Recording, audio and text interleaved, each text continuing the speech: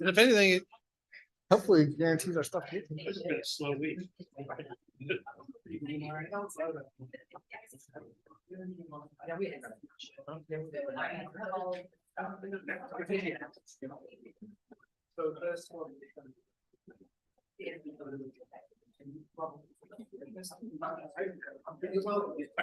I'm sure that's you're not. Yes, this year. No, I appreciate it. Yeah, but yeah, you know, how- 50 minutes. Get in your hands. And like the 50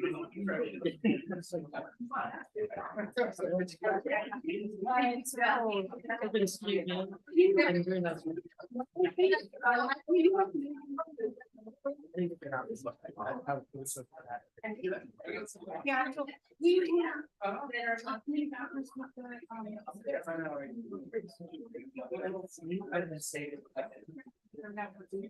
it's not our. Yeah. It wasn't six. But no. Yes, yeah, I think, well, that's, I think we really like it. Because it's all stuff.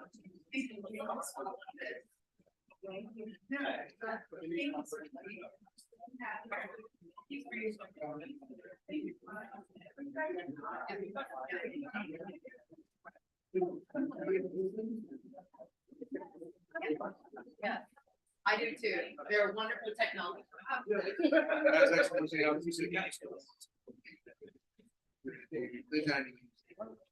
Oh, I was just gonna say, so here's my agenda.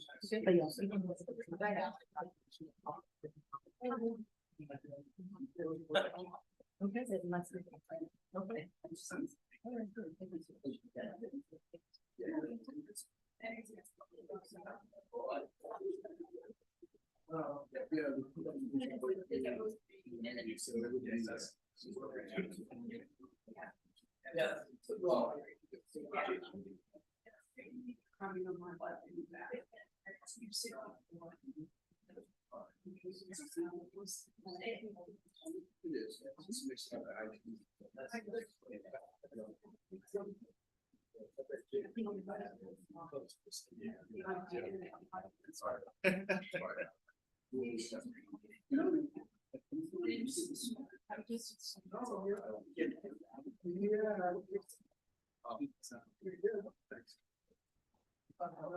I hope it's here. I'm sorry.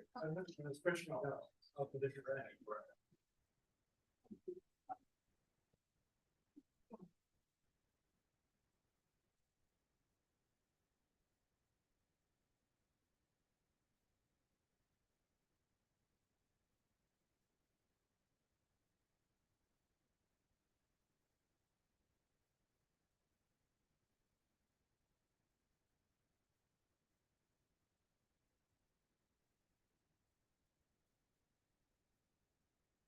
Okay, I'd like to begin tonight's Puyallup City Council meeting. Today is Tuesday, December 5th, 2023.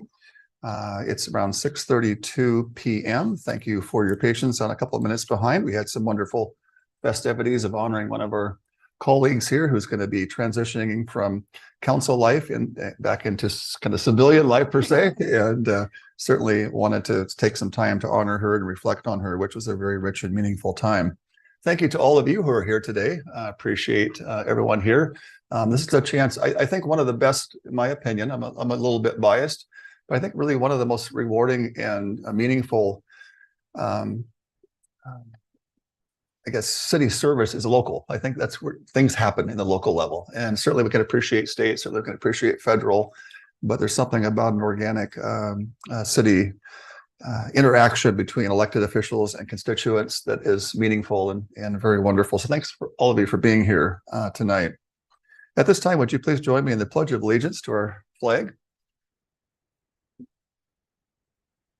I pledge allegiance to the flag of the United States of America and to the republic for which it stands, one nation, under God, indivisible, with liberty and justice for all.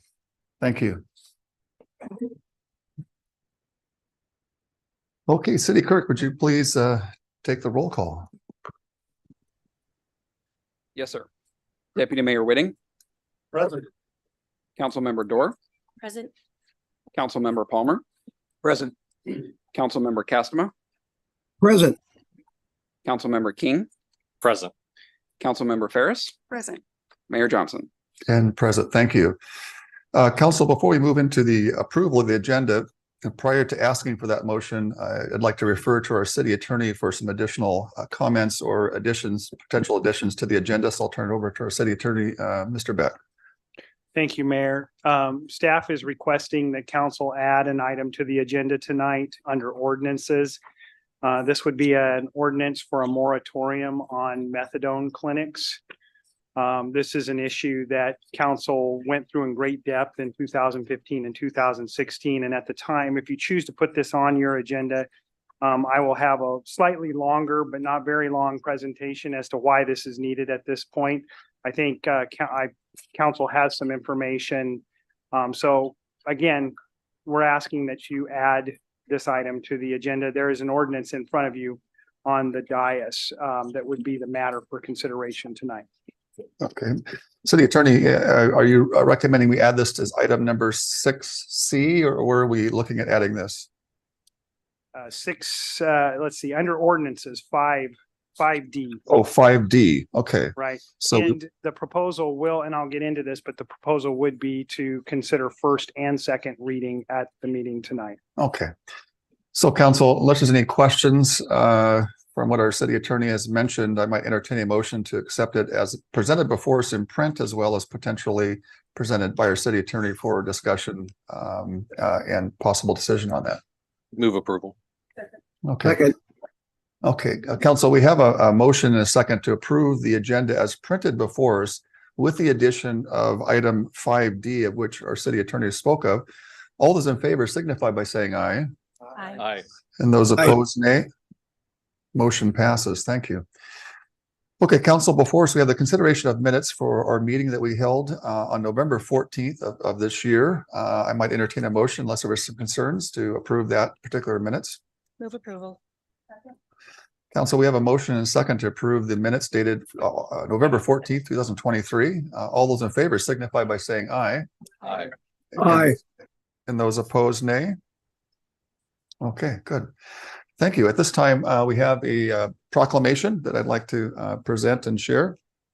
You might see there's a few folks in our audience that have a little bit different dress code on, and they're right here in the front row, and we're certainly honored to recognize them, and not just them, but all of the folks that along their colleagues in all branches of the military that we want to make sure we recognize and acknowledge them. Before I get into the proclamation, I want to mention something very interesting. All of this is really happening, I think, this proclamation and the presence of our military folks here tonight at this level is really due to Colonel Smith and his leadership. He reached out to me, I think probably almost 2 years ago, right after I became mayor, and he wanted to establish a rapport. And many times you'll hear from organizations that want to establish a rapport, but sometimes you wonder what's the depth of that. Is this kind of for a photo op? Is it, whatever maybe they're tasked or assigned to do things, so they're going through the motions. I didn't sense that from Colonel Smith. It seemed like something he really wanted to do to engage his sector of and branch of military to specifically like an adopted city of Puyallup as kind of a connection. And so it's been going on quite nicely over the last couple of years, and I only think it's going to get stronger and better and wider and deeper. And so tonight is a reflection of that. And so tonight, council has approved and authorized a proclamation that will recognize this relationship. And I believe in time, we'll see this develop on a holistic level, not just for continued support for our military, because Puyallup is known for supporting our law enforcement. I think also Puyallup will become more known, and not that we haven't before, but I believe you're going to see a real sense of clarity for our support for not only our law enforcement, but for our military that lives in our community, that serves in our community, and that resides right here in our county. So I think we're going to see a lot more of that clarity coming, and I'm excited for that. And so I'll read this proclamation on behalf of the council and on the city of Puyallup. And it's my hope that, you know, we hear proclamation. It's my hope that this is not just a token, that the words that are stated here have meaning, and they have value. And I believe that they'll produce great results for our city and for the military that really allowed us to be able to say this Pledge of Allegiance. It allows us to gather in freedom of speech and to express all these things that we take for granted. We certainly don't want to forget history, nor also forget present that's here and the future. Whereas for generations, citizens of the city of Puyallup have proudly served our nation during times of conflict and peace, where brave service members, their families, and their loved ones have made great sacrifices to protect the freedoms that we enjoy. And whereas 43,000 individuals reside in the city of Puyallup, approximately 4,000 of them, of whom are service members and families, and over 4,100 of them who are military veterans and families choosing Puyallup as a place to stay, work, play, and learn. And whereas the population with the veteran status brings work experience and valuable skills to the workplace, such as leadership, decision-making, dependability, and attention to detail, as well as technical skills that are often in high demand. And whereas more than 25 of Puyallup's businesses are military affiliated or veteran owned, continuing their efforts to honor, fortify, empower, and positively impact the lives of service members, veterans, and their families. Whereas throughout the year, we recognize our Puyallup service members, veterans, and families through dedicated events, sponsorships, and programs, remembering with deep gratitude the men and women who have given their lives in defense of our freedom.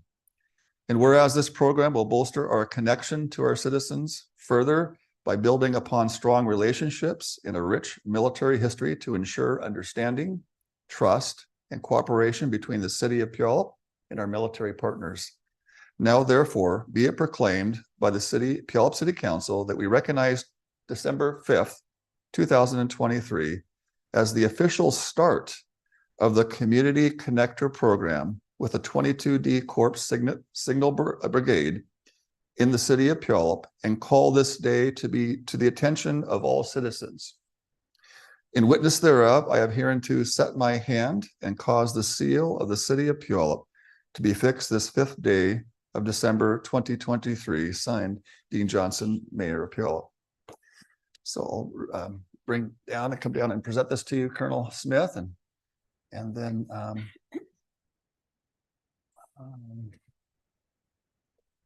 allow you to say a couple of words.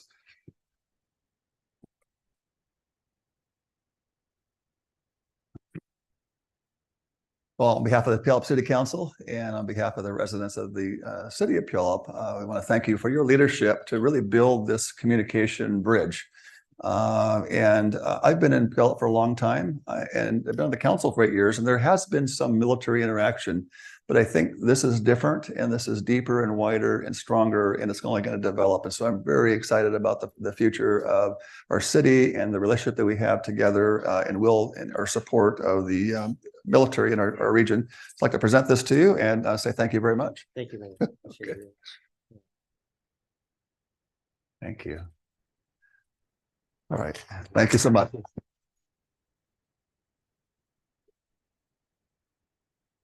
And then, So if you would permit me, Mayor, one of the traditions that we like to do is actually honor a city or an organization by flying a flag on their behalf. Wow. We have done so on behalf of the city, and we'd like to present this to you in the council today. So for you to display part of our partnership that is a legacy we'd like to continue. Fantastic. Thank you so much.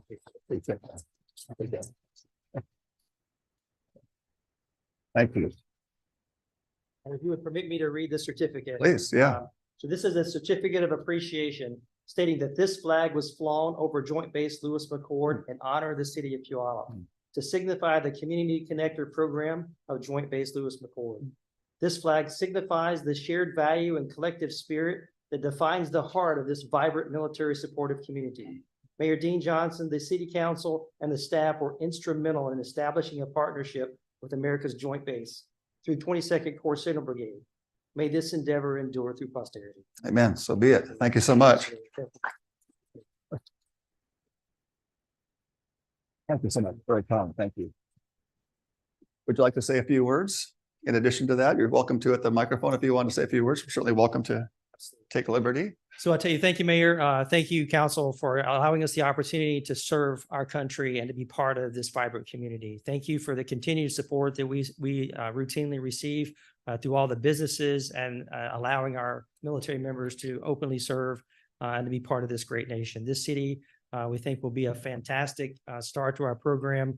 We look forward to continued support throughout the rest of the year. So thank you so much. And it's really been an honor to be here. Thank you. Thank you. Yeah.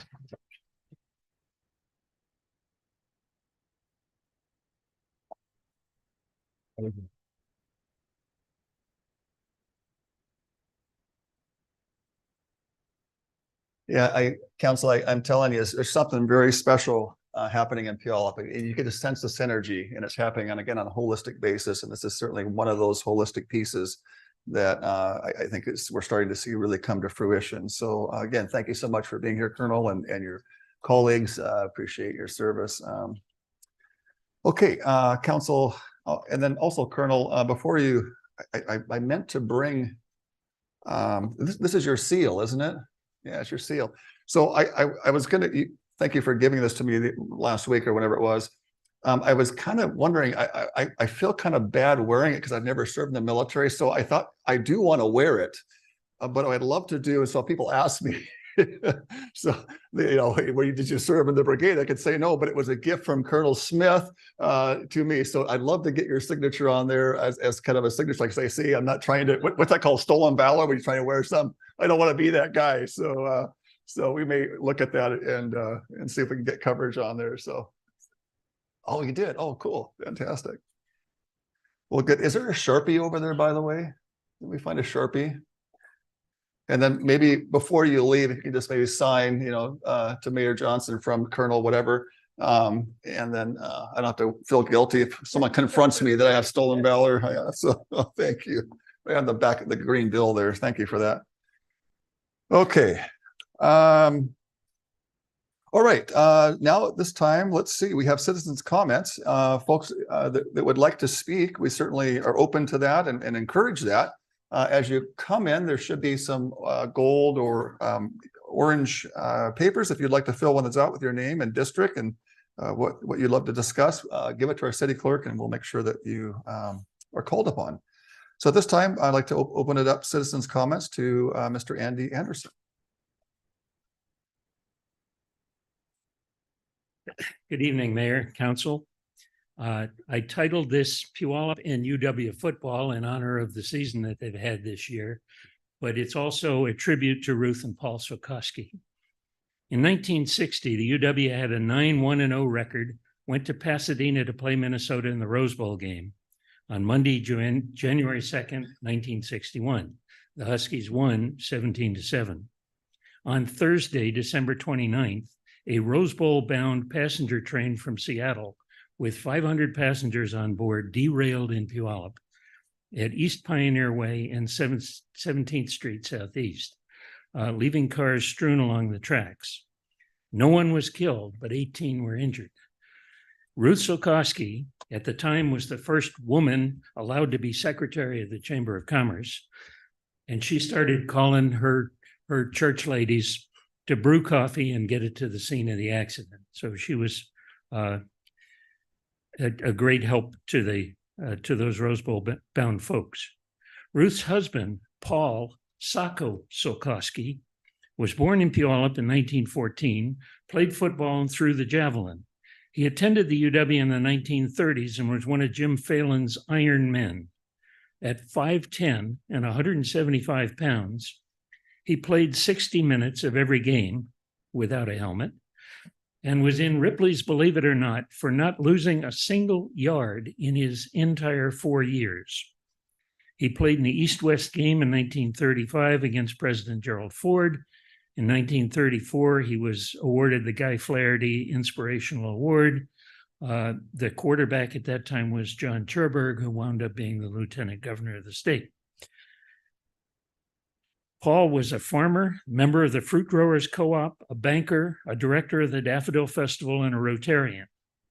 Ill health required him to retire early from the bank, and after a lingering illness, he died in 1986. There is a card deck that was published by the UW in 1992 called Football Greats Collector's Set. There are 110 cards in there, and his is one of them. Just remembering some of our Puyallup folks. Thank you. Thank you, Andy.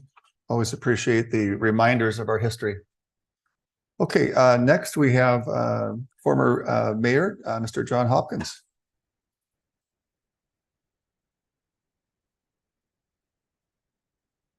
Thank you, John Hopkins, District 1. And thank you for your service, Robin and John. It was an honor to serve with you. And Mayor Johnson, I want to compliment you on the last couple of years. It has been very warm and inviting, and it's been a pleasure for the citizens' comments. Without citizens' comments, well, you end up with a dictatorship, don't you? So it's really important for democracy. And that being the case, it's time to honor a few of our citizens for the best speeches, et cetera, over the last couple of years. So we'll start off with the most prolific. And that, well, it doesn't go to Pickleball Man because he swung and missed, but it does go to Paul, who walked away with the title for the most prolific speaker. Next up would be the Homeless Hugger Award, the Ted Brackman. Unfortunately, nobody said, you treat your dog better than homeless people. It was strangely quiet. Chewing a Wasp, usually to clean up Puyallup people. Well, no, we didn't have that, but what we did have some really hostile glares from the lady who represents the jailers. When we started tapping our watches back there, ferocious looks from kind of remind me of my mother when she caught me. No, I won't tell you what she caught me doing. But anyway, that's beside the point. Lifetime Achievement Awards. That has to go to Bud. Bud, we've really missed you. You've been at so many meetings and been to and talked so many times. It's good to see you back here again, and we hope you come back here more often. So I know you've had some personal tragedies, but thank you for being here again. Thank you for everything you've done in the past. Two big awards. The Golden Gavel. That goes to the person who gets gavelled the most. Well, I think this time, the last couple of years, I don't recall a single gavel, not one. That says something right there on its own. So there we go. I'm getting gavelled. I win the award. Yay! Give it to me again. Although Chris Chisholm, he deserves an honorable recognition for being able to walk the line. Now, the final award, that is the Watchdog Award, goes to the person who digs up the most dirt. And it could be on council members, it could be on the city manager, attorney, police chief. Well, there's really only one winner there, isn't there? You know, Dr. Arthur Churchman. But, you know, who cares? Because no one could understand him anyway. And besides, you know, everyone was too busy looking up on their computer. You know, did he really die? You know, is he still here? You know, so anyway, thank you. And I really appreciate you making it so open and hospitable for everyone. Thank you. Thank you, Mayor Hopkins. Appreciate that. Next is Mr. Bud Metzer.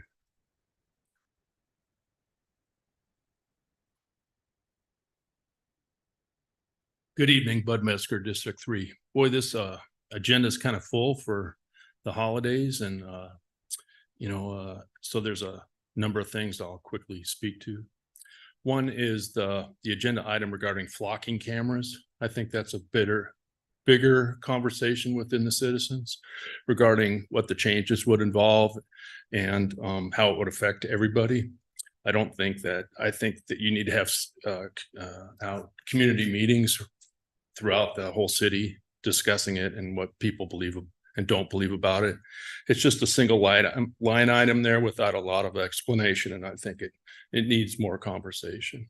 Secondly, with respect to annexation, I think that that's another conversation that the public needs to have. You look at how many city staff we have and how many different demands we have on them. Public Works has tremendous demands on it now. Go outside any day and look what they got to deal with. Plus the fact that the areas that they're thinking about annexing are really flood prone, and what that'll mean to the city. We have had annexations in the past with the county that led to big bills on our part and no bills on their part. And I think that needs to be, thought of, and additional public works staff to deal with the issues out there. Lastly, with respect to the Van Lerp's Park, I believe that park has a special place in the citizens' mind due to our heritage. And I don't think we need to get pulled away from other demands for that area. Most of us that have lived here for a long time, it has a special place, and it's why so many people work so hard to preserve some of it. And it needs to be remembered for being, the fields and having the view of the vista and not filled up with other things. If you look at the greatest park architects in our history, you'll see that they say don't fill up open spaces. Just inadvertently leave them as open spaces so that you don't ruin the ambience of the park. That's what I have, and thank you and happy holidays. Thank you, Mr. Metzger. Okay, next we have Paul Rummage. The award winner, Paul Rummage. Yeah. Thank you, Mayor Johnson. I have a couple things I want to talk about. First, I want to talk about Don's Drive-In. Unfortunately, there was kind of a really horrifically tragic incident there since our last session, where a car crashed into the building and struck a fryer, which fell on top of an employee. Really horrific. I can't even imagine. And this might seem like a freak accident, but it actually happens more often than you think, unfortunately. For instance, our sister city, Sumner, had something very similar happen where an elderly person pressed the gas instead of the brake and crashed into Craft 19, putting them out of commission for 6 months. And that just happened in April. And there's not a ton of statistics on cars to building crashes. For some reason, we don't really report on that. But it's estimated to happen in Seattle twice a week, and that's just Seattle. So if we want to see, safer city, we got to really, and when we're making road design changes and creating, areas where cars and people and places are going to meet, we really ought to consider the safety implications. So I think, bollards as part of the Meridian Streetscape Plan, as well as our Festival Street, only make a ton of sense. Secondarily, I want to talk about the MFTE.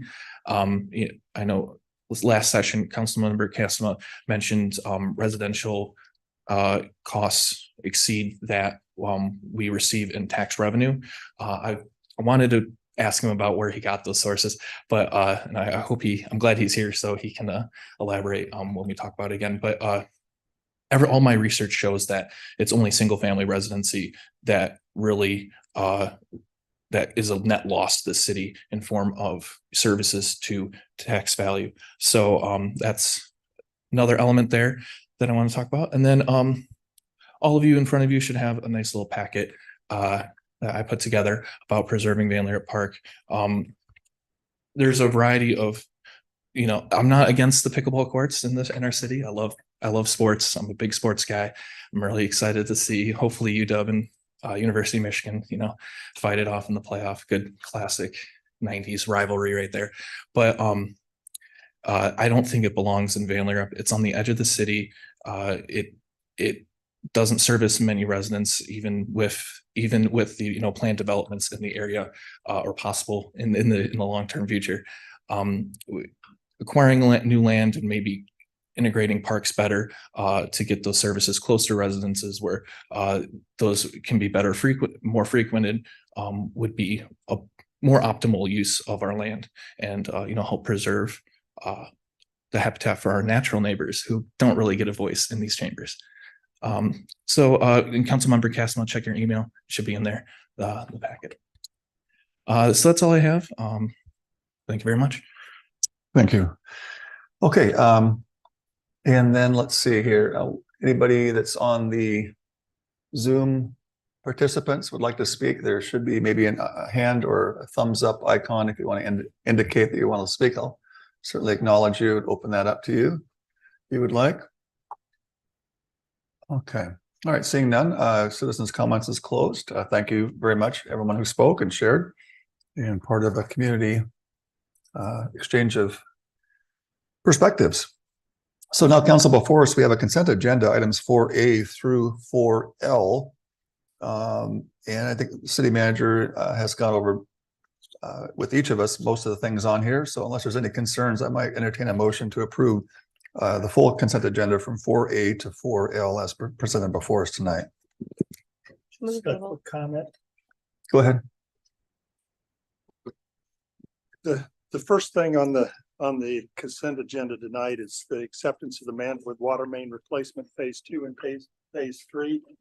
And as a resident of Manwood, I would just like to extend my appreciation to the Public Works Department and the contractors in that project.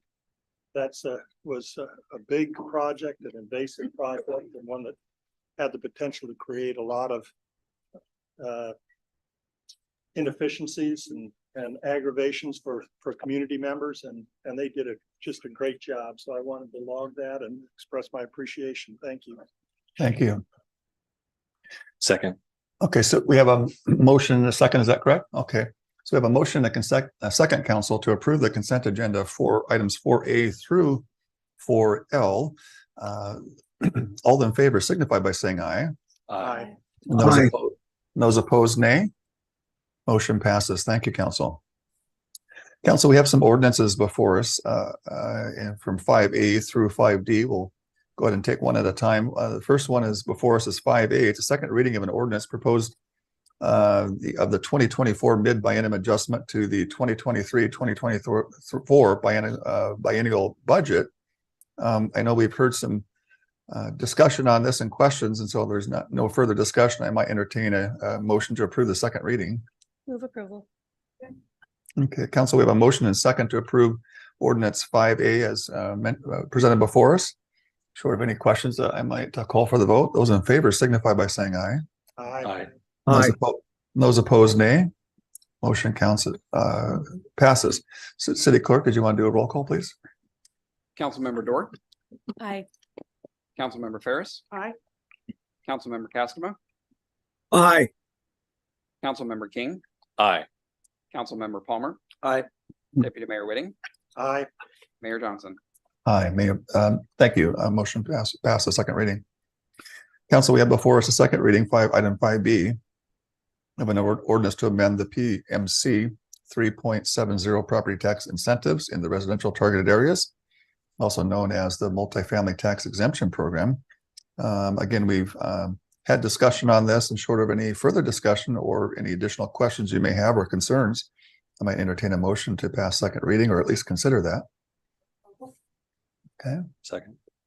Council, we have a motion and a second. Mr. Mayor? Yeah, please. Yeah. Yeah, I would, based on that motion, I propose an amendment to delete the modifications to the 20-year tax provision and leave it as is. So you're proposing an amendment. We would need a second on that. Explain that again a little more, please. 20 years. Yes, the proposal that we have here does three things. First of all, it does address the River Road corridor only in its narrow corridor, not the neighborhood plan, and applies these incentives to that area, the downtown area, and then also the South Hill. It also retains the 8-year provision as it currently is, but it does change and adds an additional 20-year exemption. And I would argue that that exempts property for too long of a period from the tax rolls. And I think that actually could potentially be detrimental to the city. I think 8 and 12 is appropriate. Therefore, this amendment says that we don't go to that 20-year. That's the amendment. Okay. So we have a motion and a second.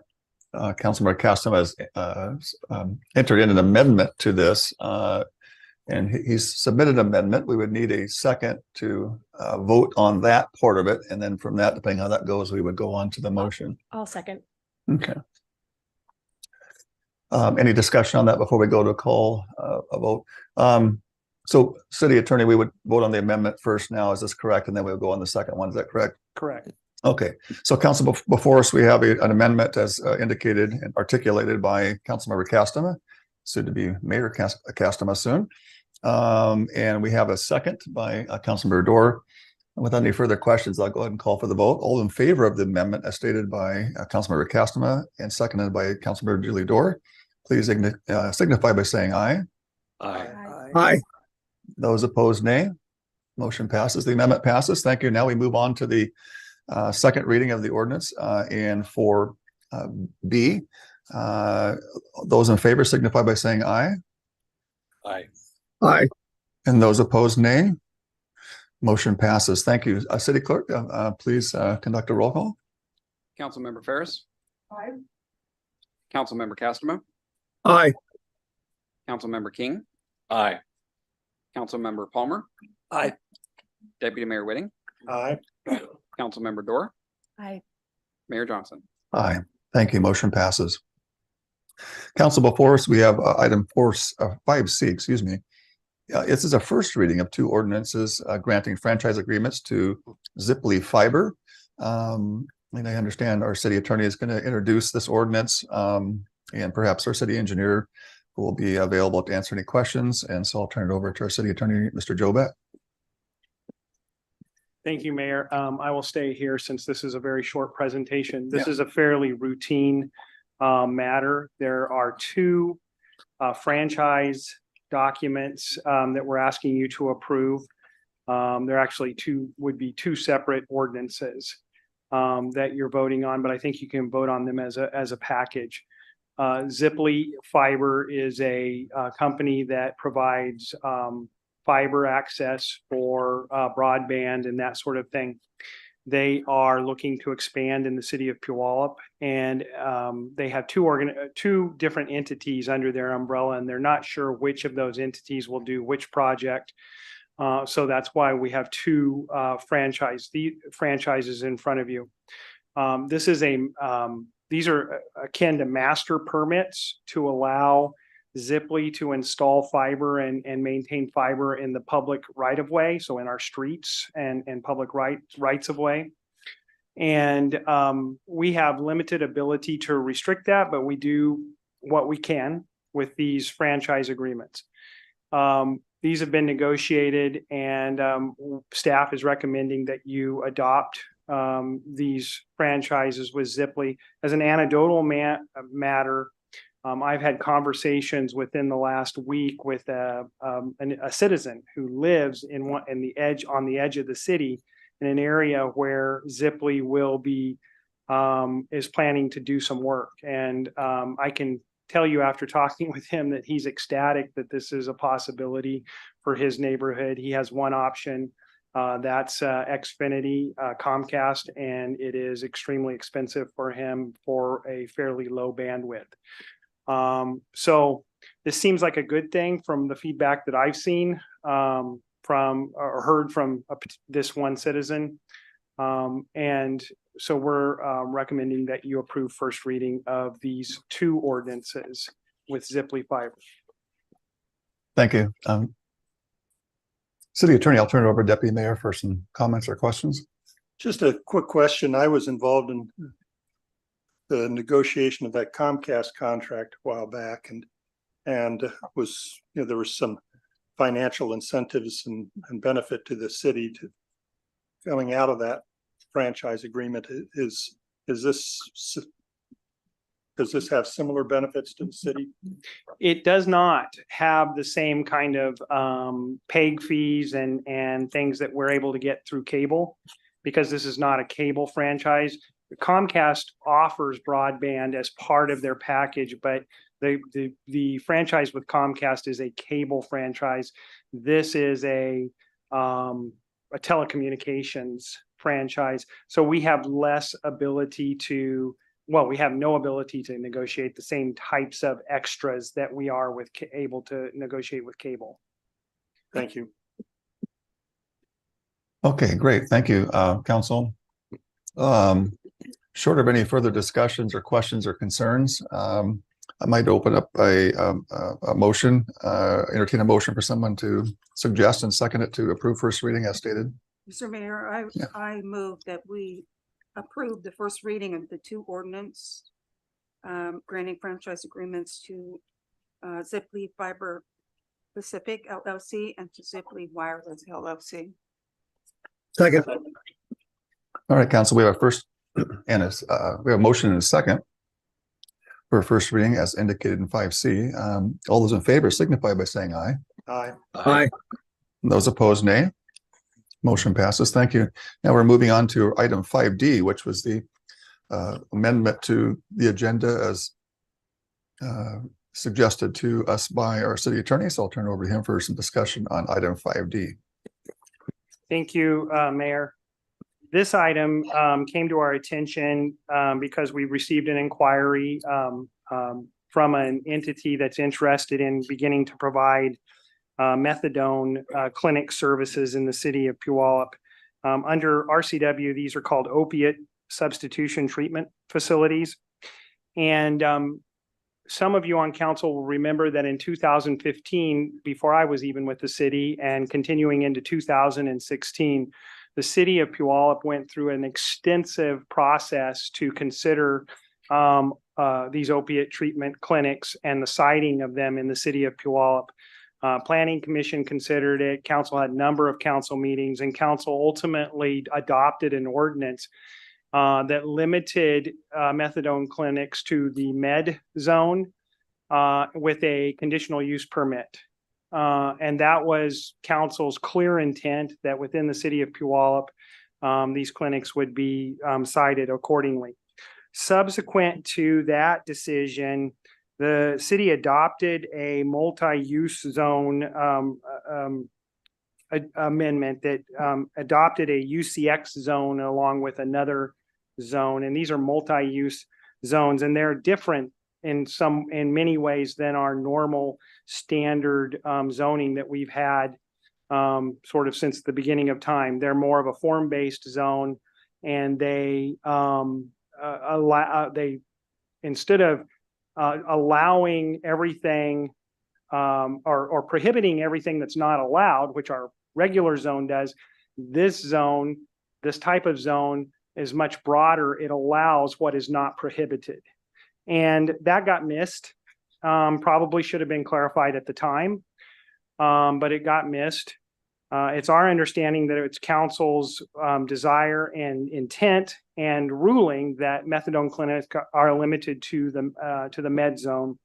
So when we received this inquiry and realized that this location was in the UCX zone, we realized that unless we brought this moratorium ordinance to you, council's prior decision on this issue could possibly be circumvented.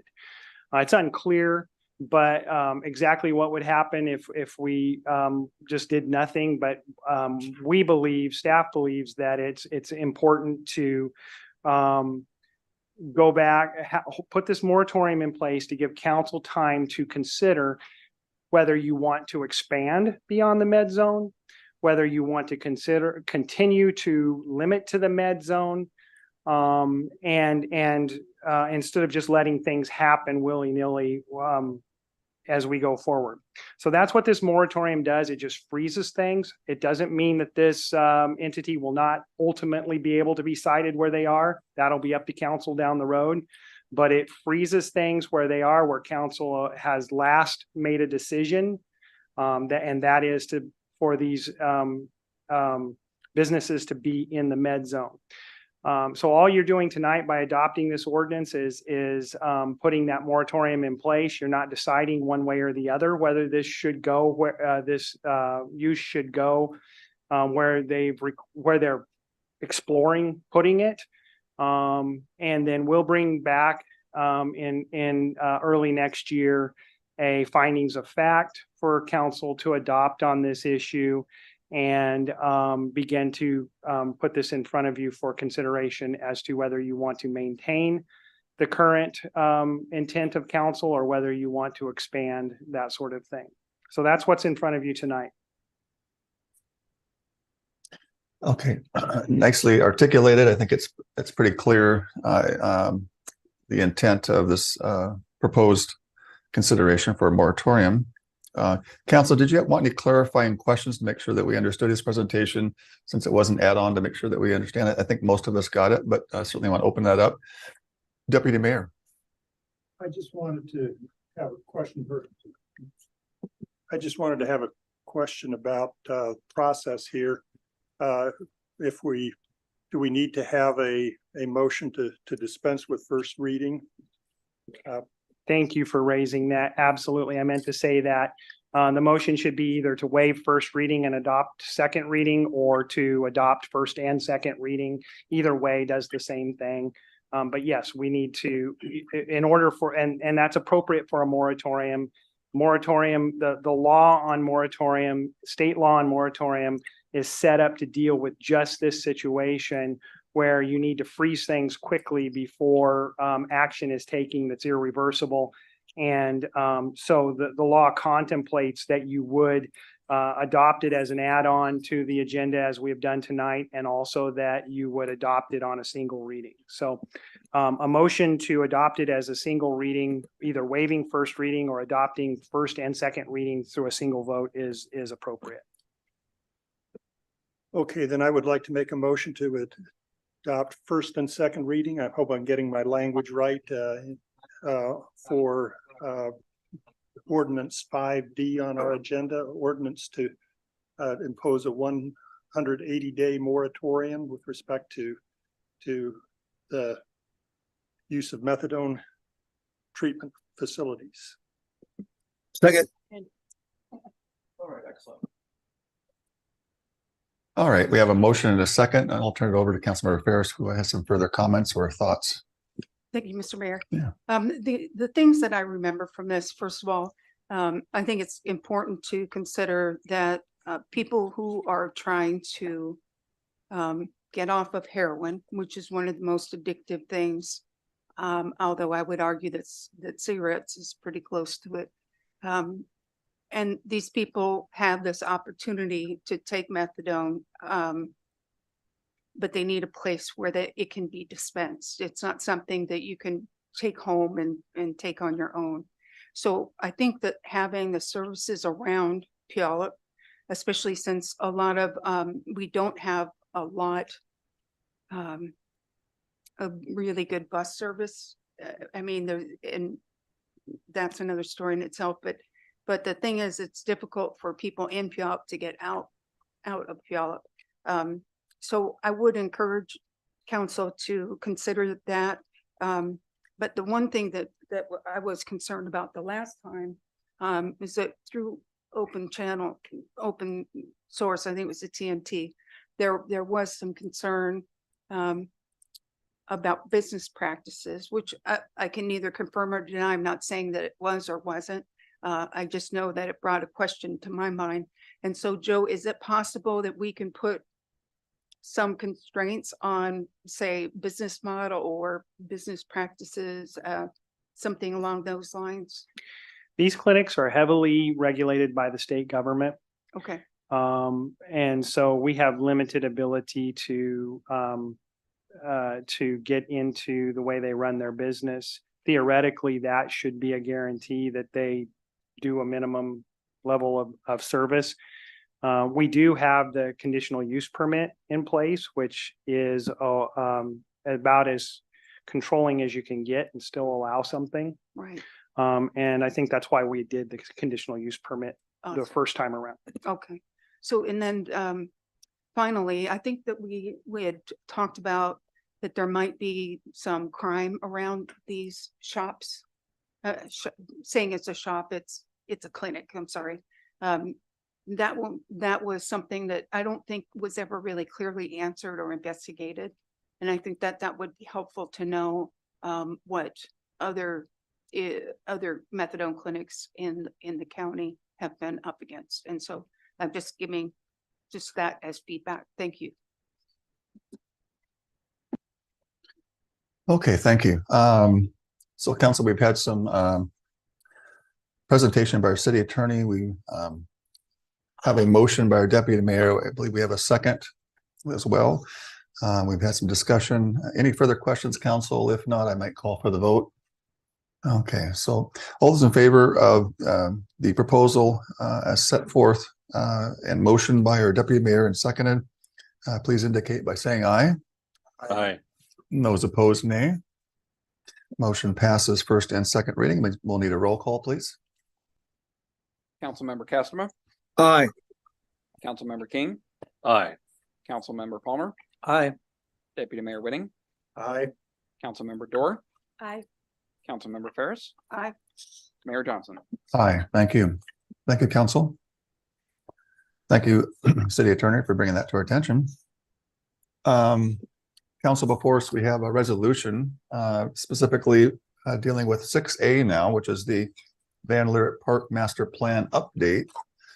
I believe we heard a presentation on this not too long ago.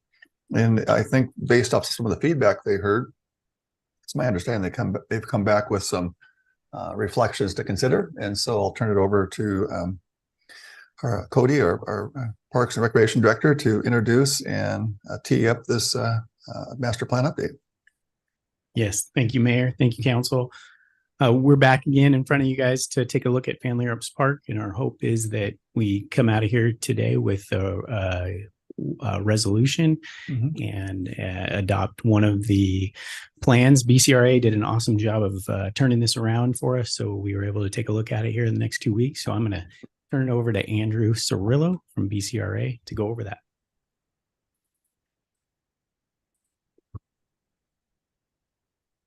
Good evening, Mayor and members of the council. Like Cody mentioned tonight, I'm going to be presenting some updated information for you guys based on some of the feedback we received from you all last meeting. Tonight, we'll be taking a look at 3 alternates that were prepared. We've labeled them 2A, 2B, and 2C. And like Cody mentioned, the hope is that coming out of this meeting, that there would be a preferred alternative that would be adopted as the new master plan. Kind of backing up a little bit and taking a high level view of the project, just to kind of talk about a little bit of how we got to where we are today. This project initially, or the revamp of the master plan initially started with gathering some public feedback that happened in 2 distinct venues. The first was an online survey in August. The second was a public meeting in October.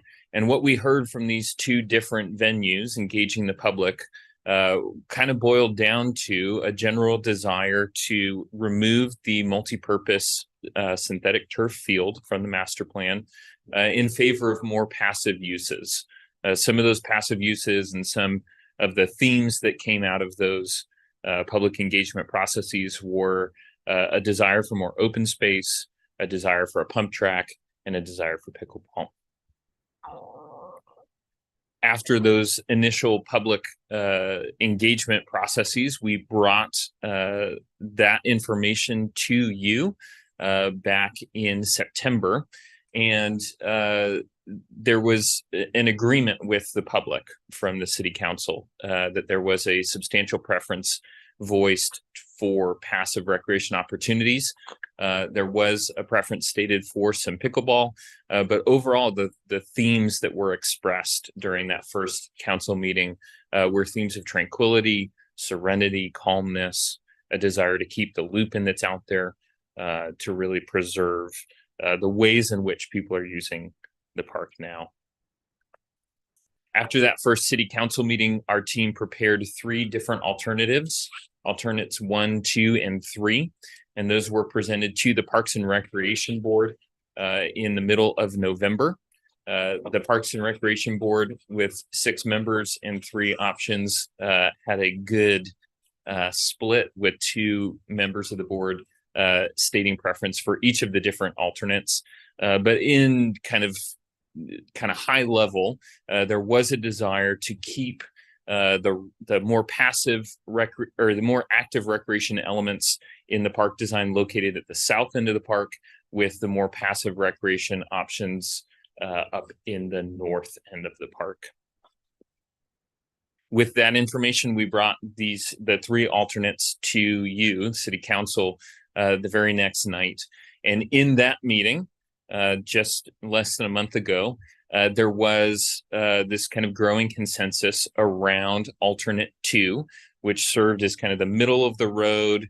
It wasn't a highly active site, but it also had some active elements to it. And so there was a general consensus towards the end of the meeting around alternate 2, with a few different modifications that we noted. Those modifications, in short, were that there was a preference specifically from Councilmember King to add basketball courts. There was a desire to convert the middle of the open lawn areas to a more passive loop and meadow, and then potentially look at adding more parking stalls to the site. So with that, we get to the 3 alternates, 2A, 2B, and 2C, that we'll take a look at tonight. The first one that we'll take a look at is 2A. As with all of them, this is a modification of alternate 2 that was presented last month. Some of the key things that I'll note for this alternate is that it has 3 standard pickleball courts and 1 basketball court that's right adjacent to the pickleball courts that could be utilized either as a basketball court or converted to 3 pickleball courts, depending on the usage requirements and demands of the day. This alternate also has the pump track and the playground located near the south parking lot, kind of keeping those 2 elements together near parking. And then, as we heard from you all, converting the center lawn area to the loop and meadow. And this maintains the parking stall count of 114 that was shown previously on alternate 2. Alternate 2B is a slight modification of that. In the pickleball areas, we kept that as the standard full pickleball courts rather than the conversion basketball pickleball format shown in 2A. And here we have 8 pickleball courts. We do have a standalone basketball court that's located in the south parking lot, near the south parking lot, adjacent to the pump track and the playgrounds. And then, similar to 2A, this one also has the conversion of that middle lawn to loop and meadow. Because we had a higher number of pickleball courts and basketball courts, this does show an increased parking stall count up to 145, with the additional stalls being up in the northwest portion of the site. The newest addition, alternate C, is very similar to alternate, or 2C is very similar to alternate 2A. The main differences that I will highlight here with 2C are that we flip-flopped the playground and the pump track. So previously on 2A, we had the playground on the western portion of the south end of the site and the pump track on the eastern portion. In this alternate, those 2 are reversed. And the pump track is slightly smaller, decreasing its footprint a little bit. And then we also went ahead and removed the connection to the Farm 12 site that was shown on the 2A and 2B alternates. Because this one is very similar to alternate 2A, the parking stall count of 114 is the same. So to look at kind of next steps with where we're at in this process tonight, we're obviously presenting these three alternates to all of you. And the hope is that there would be a vote to adopt one of these alternates as the new master plan for Van Leeuwen Park. But moving forward beyond that, the city has allocated funds and a grant has been secured to develop the playground. And so that'll be the next steps in this project for us to move forward with developing the farm themed playground, ultimately aiming for construction in mid-2024. And with that, I will hand it over to Mayor Johnson and the council. Excellent. Thank you. I'm just going to go ahead and open this up for discussion. I'm going to go ahead and just jump out here early and say I like alternate 2B. And I'll open it up for council, whatever you want to do, but I'll just get that out there. I don't need an explanation. Just other than that, I think that's a good one. I'll turn it over to Councilmember Palmer. Thank you, Mr. Mayor. I just want to clarify one thing, and that is in November, when we looked at this, the configuration of the playground and the pump track was as it is in 2C. So 2A and 2B flipped it from November.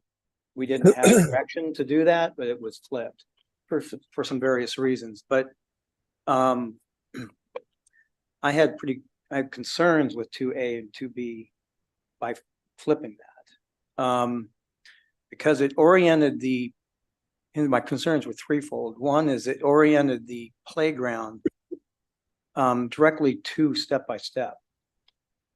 And I think what that does is it creates the impression that we're encouraging people to park at step-by-step to use our playground. And I think that we don't want to do that. I think we want our playground. I love the symbiosis between step-by-step and the park, but I don't think we make it that tight that we encourage people to go park at step-by-step. They have enough parking challenges as it is. So I think we stick with what we had in November and have the park playground as it is in 2C, which is more centered to our park. And also, I think the pump track, and people do have some concerns about the impact of the pump track. I think it's less if it's there on the left than on the right, because it impacts the ambiance of the upper part of the park if it's on the right and upper in A and B.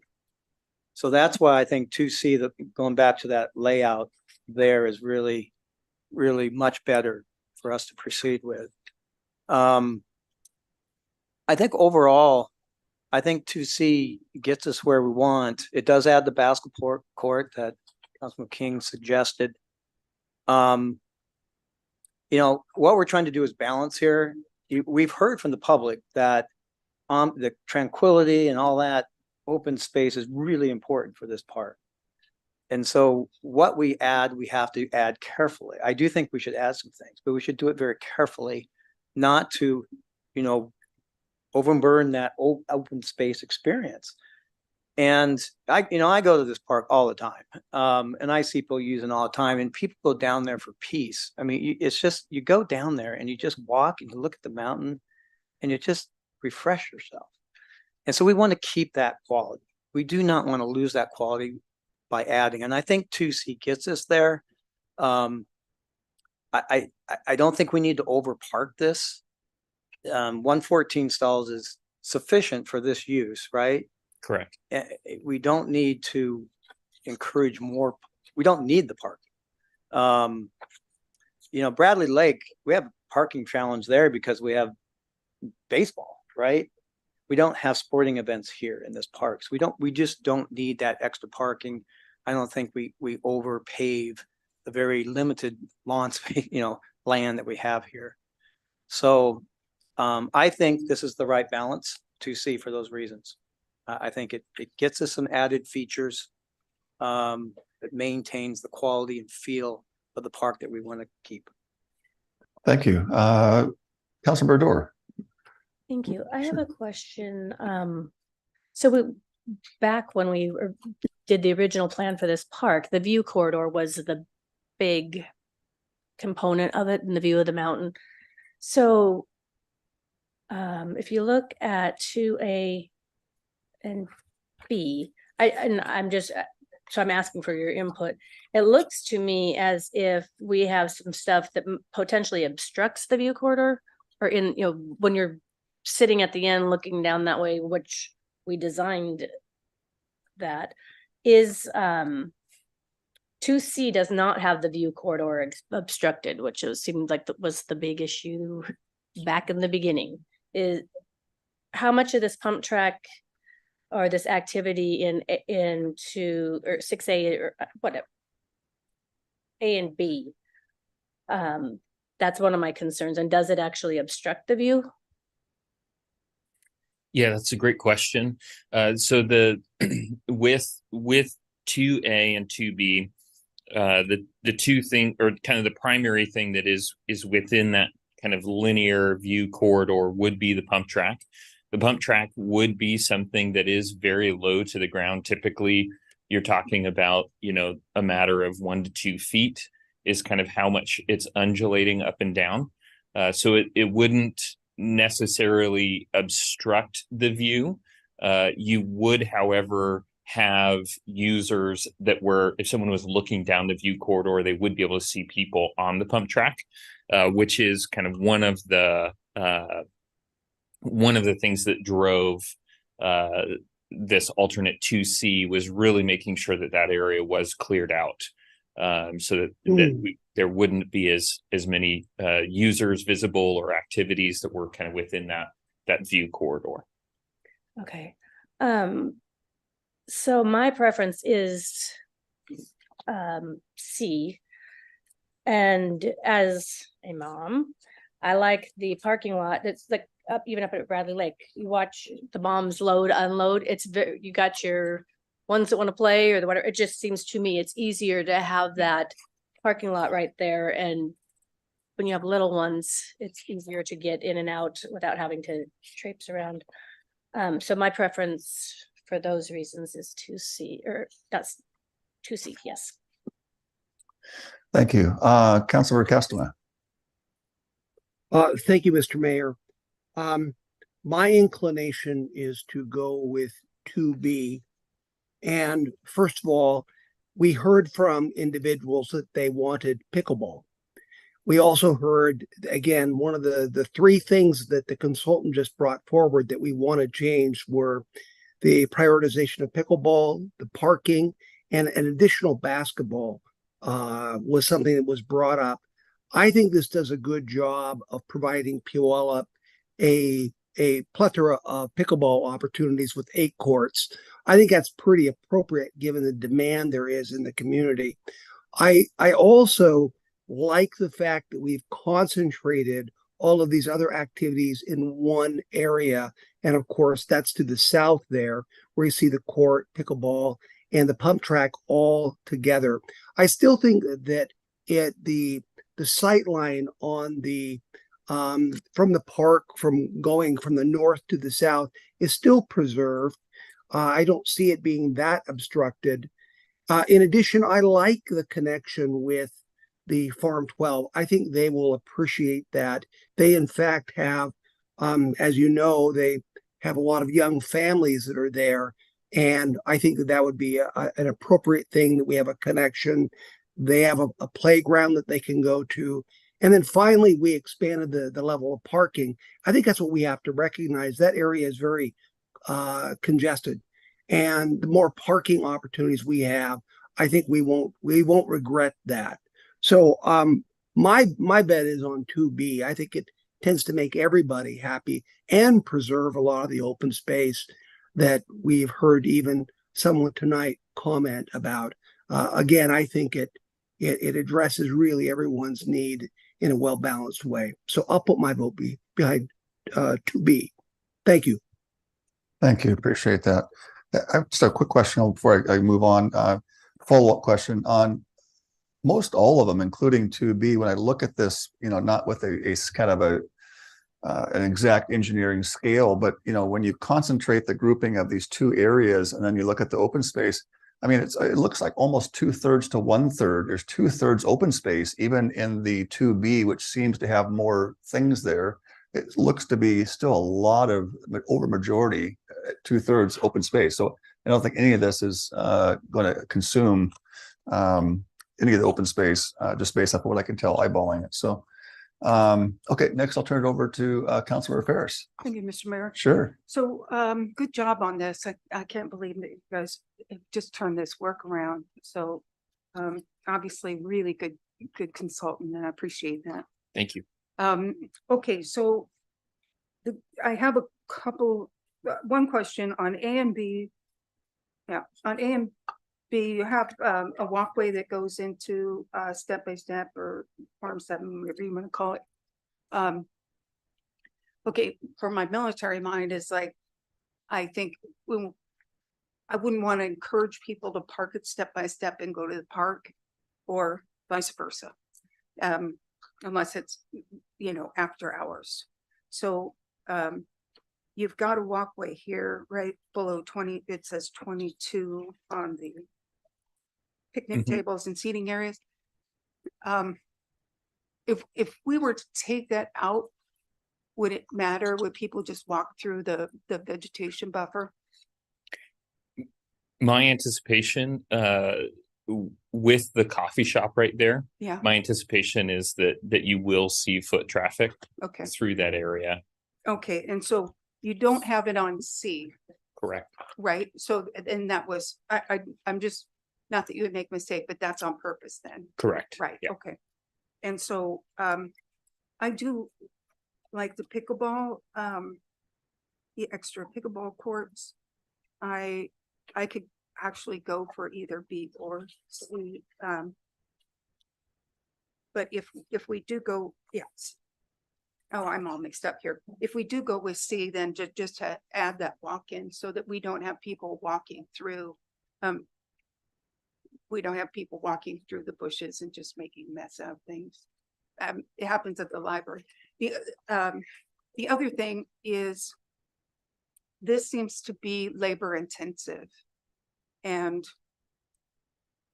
I think that the next budget session, when we're doing, you know, full on, is to remember, because after the crash, this Parks and Rec got really, they had to get rid of a lot of people. And we've slowly worked up through part-time people, but just to consider that the more stuff that's on here, the more that people have to continue to keep it up, like the flowers. Now, I guess that's why I didn't want lupin. I'm from Puyallup. I call it lupine. The lupine, but the lupin is going to cause a lot of weeding. Am I correct, Mr. Parks and Rec? That would be, I would turn to my landscape architect on that one. I mean, I think it's debatable. You know, a lot of it depends on how you prep the area, how it's planted. Okay. Ideally, you're ultimately creating a plant palette that theoretically will help to suppress some of the weeds, but okay, we all know that doesn't always happen. So not at my there house. likely would be some level of maintenance involved to keep them basics. Right, right. Yeah, and so that, I just want to put that little bug in everybody's mind, but go ahead. Currently, to maintain the lupin, it grows on its own, and then we mow it at the end of the flowering season. So it's not a ton of upkeep at this point. Okay, okay. So I was just thinking weeding and that sort of thing, because weeds grow really well. I think that was all my questions. Thank you very much for the presentation. So, Councilmember Ferris, just a point of clarity. So it sounds like you're open to 2B or 2C, but I want to come back to one mention. It sounded like you are in favor, let's just say 2B ended up going that direction. You are in favor of the walkway, right? But yeah, if 2C went through, you would like to perhaps consider a walkway on 2C if it ends up going that direction. But the key thing was you like both, but you kind of like the walkway on either one of those. Well, I think that the walkway will prevent people from just trashing the Right. vegetation Yeah. that we have, as a buffer. Mhm. So, I mean, whether we put a walkway or not, it's gonna be a walkway. Gotcha. Okay. And so I think it would look better over time if we put that, even though I don't really want to encourage the back and forth. It's gonna happen. Oh, there was one other thing that I have to mention because I probably would favor 2B, although I like all of your points, Councilmember Palmer, but just because it has more pickleball courts and our constituents have made it known. So I'm just, I'm kind of tossed personally between the two, but if we do go see if we could just add that. Yeah. Okay, thank you. All right, great. Councilor King. Thank you, Mr. Mayor. Great job in such a short amount of time. Good job, and good job. Yeah, I think you knocked it out of the park, in my opinion, with 2B. You have the pathway there, as Councilmember Ferris has mentioned, regardless if it's there or not. If it's not, it's going to get trashed, from the adjacent property. And, it's going to be something that's needed for sure. Will there be some mitigation needed as far as, customer parking only signs? I'm sure that they will implement that, and but also be thankful for it as well, that's an attraction there next to the property. I think the additional parking space is arguable as far as what is going to be needed there in the future. I see this as being a huge hit for our city and our constituents being able to use this park, not only for their children and those that are interested in pickleball, but also for the tranquility of the open space. I think you did a great job with that.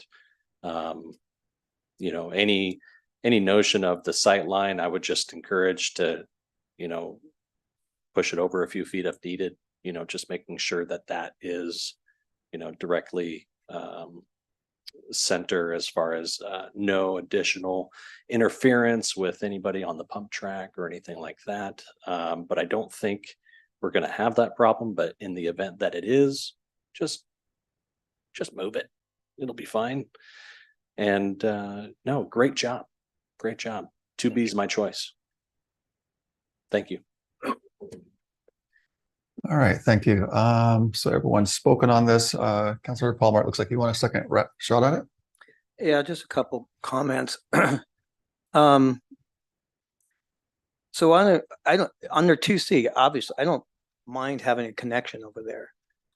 I really am strongly concerned about the layout in 2B on the bottom part.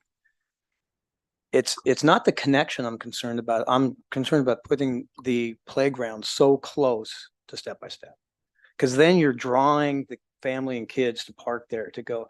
I think that is a big concern. I think the layout of the playground in 2C is far better because it's associated with our parking lot. And so families and kids will go to our parking lot to use that playground. So that's one major point. And I don't care about the connection. I think the connection over there is fine, but at least it'll draw people to our parking lot to go to the playground. And the other thing is the pump track is over on the left. And it's not just the sight line. It's the whole impact of a pump track and its proximity to people going out to the Vista Trail. It's much better, I think, along that kind of fence line there. If we want to go with 2B, if people want to have the pickleball courts and the bigger parking lot, I would still like to have the bottom part of this in this configuration under 2C. I mean, that would be a hybrid option to consider. If people really want to have that many pickleball courts. That's not my preference, but if that's a majority, you could go with 2B on the upper left, and go with 2C on the lower right. But those are my points on the lower right, and I'm very concerned about the layout, again, on 2B down below. I don't think it's the right way to go. So, Mr. Mayor? Yeah, go ahead. Well, I have a question for the council member then. All you're really asking is for 2B, except reverse the locations of the pump track and the playground, correct?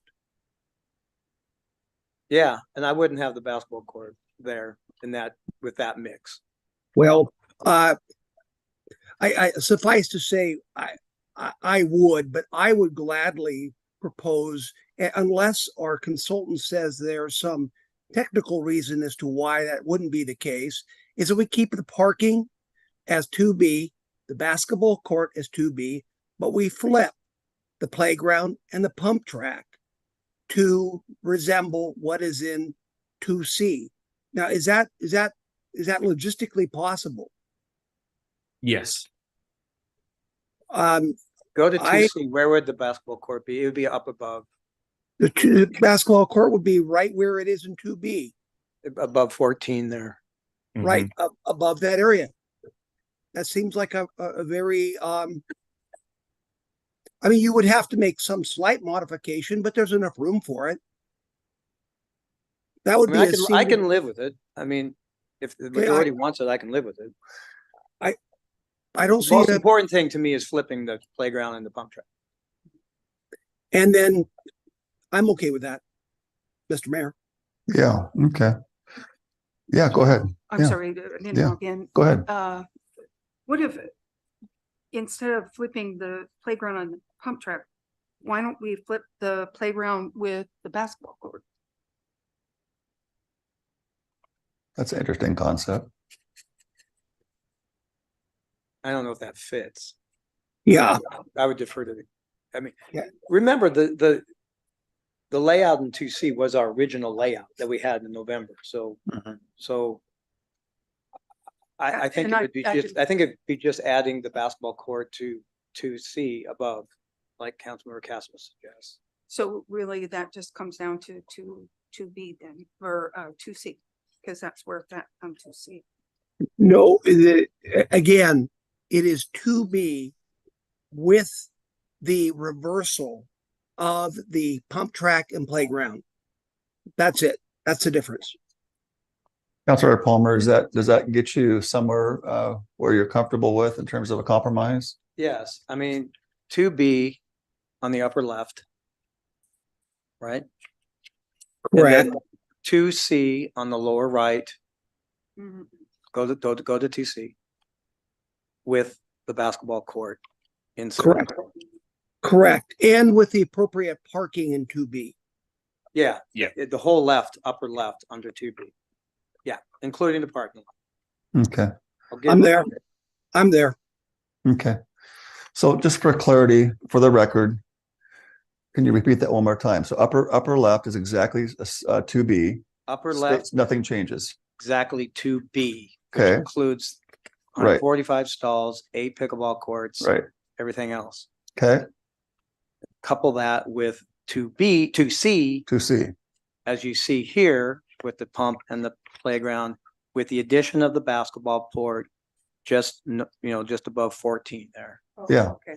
That's a good compromise. It's a hybrid, right? But it kind of gets everybody what they want. Get your layout, lower portion keeps them maintain the on the top portion, and it's a happy park. There you go. Just for clarification. Yeah, go ahead. We still have that causeway between step by step, and now it will go between step by step and the pump track. Just for clarification, I think we're all there. Correct. But That's correct. Yeah. And by the way, Okay. I do think we need to coordinate with step by step on that. So, Okay. but yes, assuming that's okay with them, it's a little presumptuous just to charge in there. Well, but that works out. We can fine tune that later. Nothing's in stone on that. There can be no walkway, some walkway, 10 walkways. We can fine tune that. Right. Okay. All right. So staff and consultants, I think you got some clear direction. Is that right? That's correct. Okay. Thank you very much. Do we need Appreciate a it. vote? Do we need a vote? I think that would be the Just hope. direction. Oh, you want to vote? Yeah. I'll tee it up, Mr. All right, I'll Mr. move Palmer. to adopt our Van Leret master plan diagram to be 2B on the upper left and 2C on the lower right, with the addition of a basketball court and potentially a connection trail to step by step. Can get I a second that. We got 3 or 4 seconds. Okay. Short of any further discussion, I might entertain a vote. All those in favor signify by saying aye. Aye. Those opposed, nay. Motion passes. Congratulations, council. Yay. Nicely done. Councilmember Palmer, it's got to feel good to get this finalized before your last meeting here to get this done. It's a good feeling. Yeah, congratulations on that. Nice done.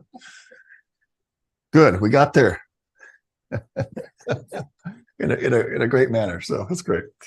Okay, now, council, we have one last item on the agenda before we go into council comments. And for three of us, this will be the last agenda item. Two of us will be the last agenda item on the council that we'll be discussing formally. And it'll be my last council item as mayor. So we've got a transition, a pivotal point here coming on at this resolution 6B. So it's kind of interesting, kind of wow moment, but let's enjoy this last point here, 6B. So council, before us, we have resolution adopting the Environmental and Sustainability Action Plan, ESAP. Apparently we have a presentation by our senior planner, Chris Beal, to give a presentation. And so at that point, I'll turn it over if you'd like to tee us up. Good evening, Mayor and Council. Chris Beal with the city's planning division. So this is meeting number 5 on the Environment Sustainability Action Plan with City Council. The goals for tonight's meeting is to review the changes to the ESAP as a result of the public comment period, and to potentially provide any amendments as needed, and to vote on the resolution to adopt the final ESAP plan document. So where we're at in the process, we obviously have gone through since February till now and working through the items that were in the ESAP contract with our consultant. The first step was doing our community risk and vulnerability assessment and our greenhouse gas community emissions profile. We did a community survey in the spring that had a little over, well, I'll cover the statistics on the next slide. The ESAP plan was developed over the summer. We met with the council in September and November prior to taking that out for public comment in October. And we did that in October, and we came back about 2 weeks ago and provided a short presentation just on the results of that outreach. And right now where we're at is the final step in the process.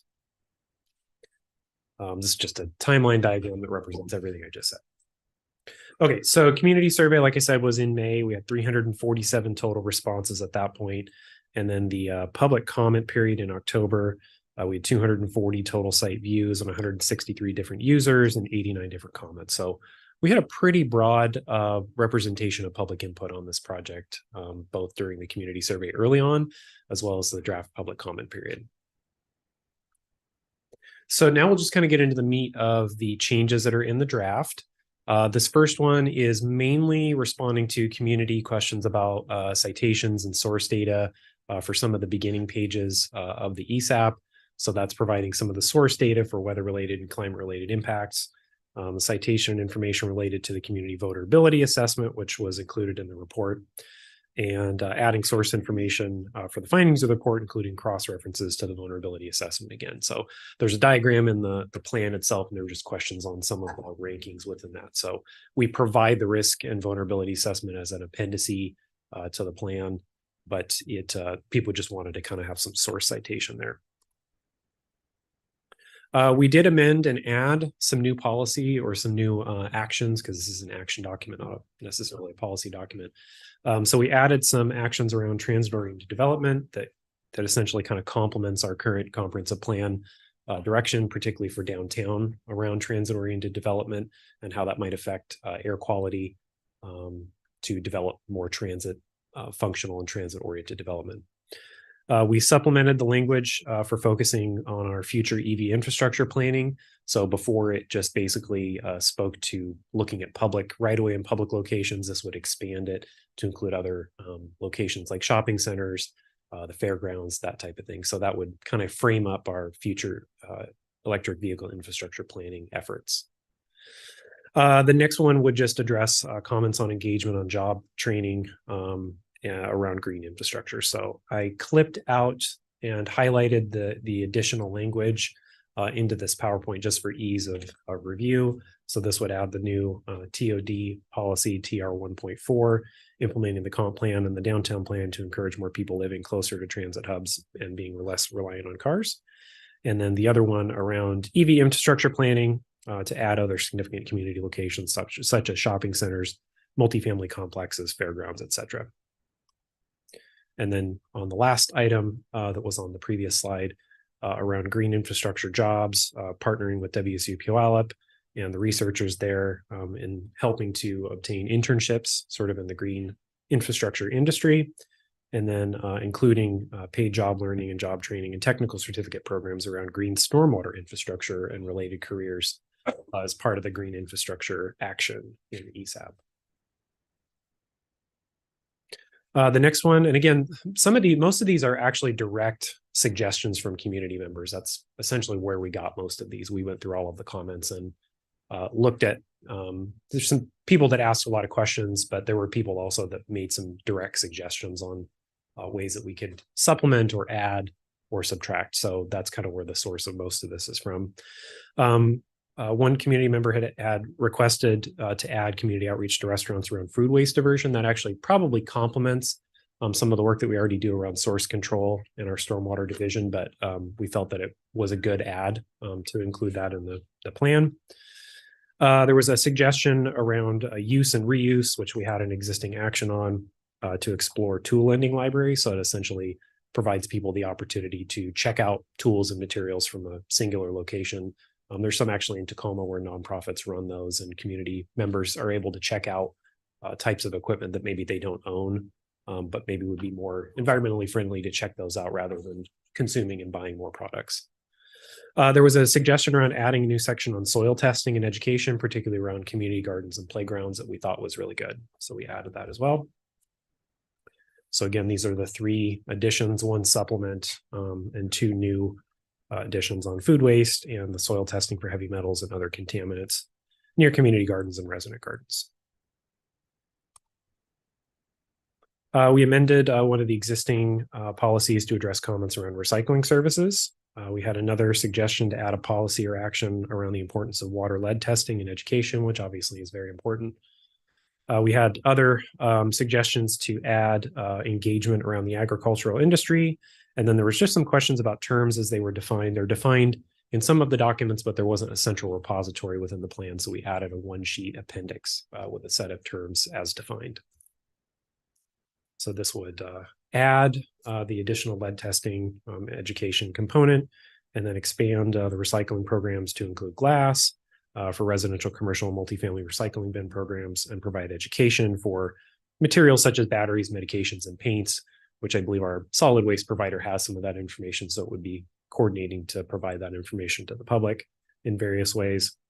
And then the last one around protecting existing farmland, there was a suggestion to supplement that with engagement to be in the language, to be in other languages, and include topics such as pesticide use and how environmental exposures impact human health. So good additions there.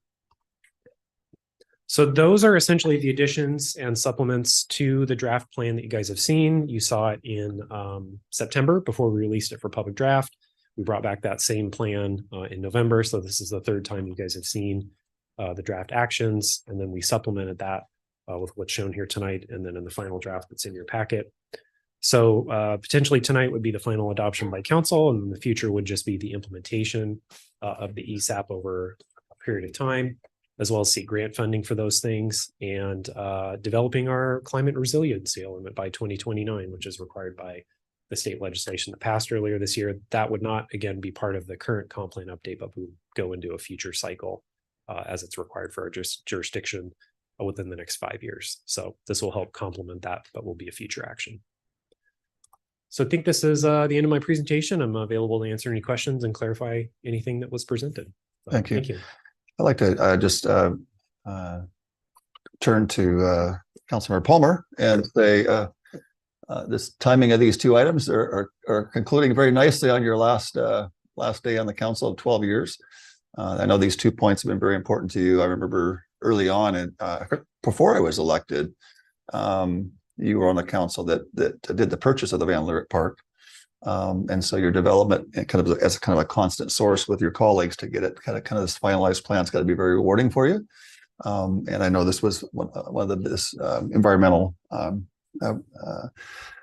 sustainability action plan was one of the things that you mentioned, I think, last year. And here we are at the last meeting of your meeting to kind of tee this up. So I think with that in mind, it'd be appropriate if you would like to make the motion to approve this. I would like to give you the opportunity to do so. Well, I appreciate that, Mr. Mayor. I do move to approve the resolution adopting an environmental sustainability action plan. Thank you. And just a couple of comments. One, I just want to thank staff, consultants, the public, and council for pulling this together in about a year. Yeah. So really, really good work. You know, way to go. Way to go. You know, I was going to comment. The action plan, you posted on the web and people could get in there and add comments like a Word document. It was really cool. I mean, that's what a great way to get comment from the public. You could go right in there and type up whatever they wanted. That was really cool. That's the first time I've seen that on a plan, and that was really interactive with the public. So way to go on that. I love it because it's just, well, first of all, it's action, you know, not a bunch of, you know, excess words. This is action and it's short. I mean, it's only like 20 pages or so. So I love the brevity. I love the action orientation, and it's comprehensive. You know, it addresses a lot of all important, not all of them, but the main important environmental issues, puts it all together. And I think that will really serve our city well. So I'm just very proud of that work.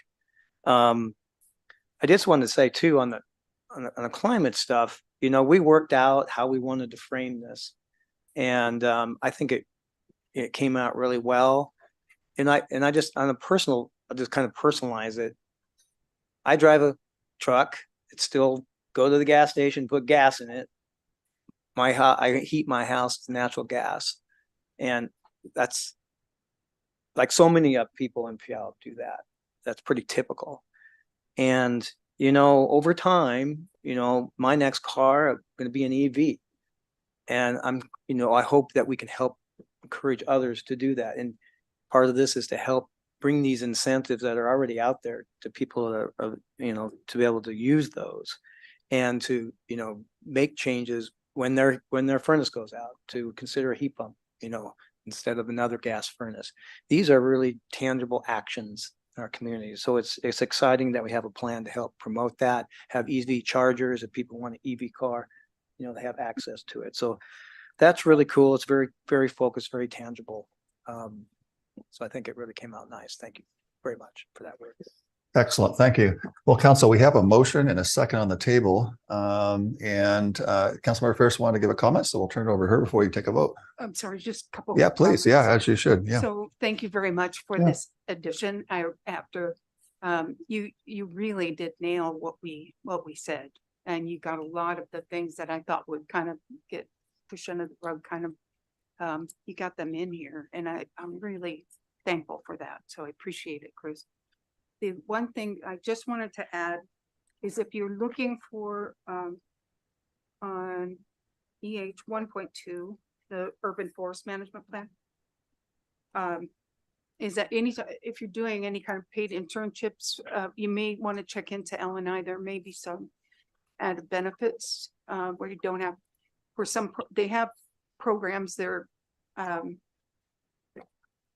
to help reduce, like if someone gets hurt on the job and they do construction and they want to make cakes, they can get a job, and that company can, their L&I taxes are lower.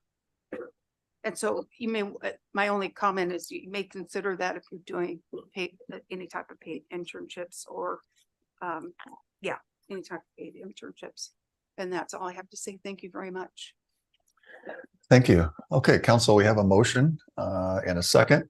Short of a further discussion, I'd like to entertain a vote. And so those in favor of this resolution identified under 6B, please signify by saying aye.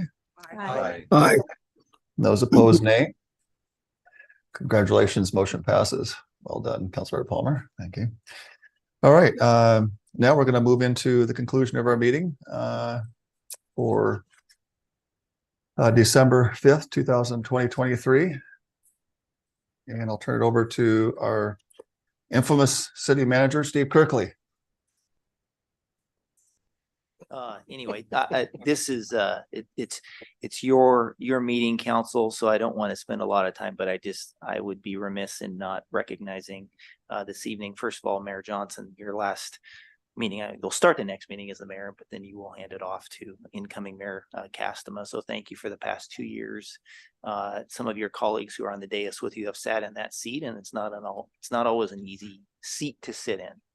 And so thank you for your service as the mayor. Appreciate that very much. And to Councilmember Ferris, 8 years is quite a commitment to the city. And we had a wonderful event before this recognizing you for your service. So thank you for your service to the city and very much appreciate you. And Bravo Zulu, you can look that up if you don't know what that means. Everybody in the room does, after our earlier event. And then lastly to Councilmember Palmer, thank you. 12 years of service to our city. Plus before that, the Planning Commission.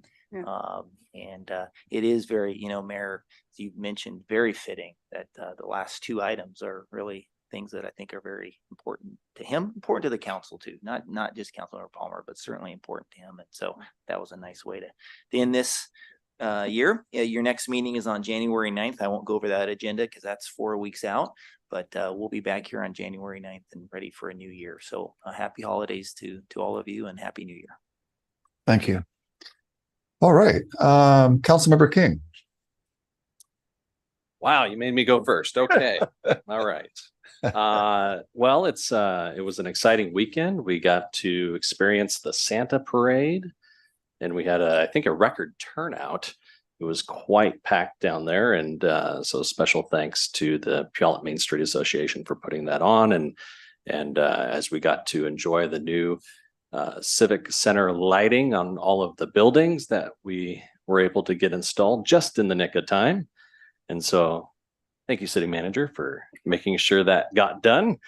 And but I prepared a few things for our council and city staff. So if you'll indulge me for just a moment as we gather here tonight, it's both an end and a beginning, a time to celebrate the dedication of council members John Palmer and Robin Ferris, and to acknowledge the transition of Mayor Dean Johnson back to a council role. Councilmember John Palmer, your wisdom and guidance over my 2 years here as a council member has been insightful, and it has been an honor to be your seatmate during this time. Thank you for your service, and I hope you'll continue to always be a call away when we find ourselves at a confusing roundabout or environmental conundrum. Councilmember Robin Ferris, you've been the city's compass, always pointing us in the right direction. Your insights and diligence has been like a savings account, always accruing interest and value for the city. As you continue and conclude your term, know that your legacy will not end here in the chambers, and I look forward to your continued service throughout the city. Bravo Zulu Admiral. And Mayor Dean Johnson, what can we say?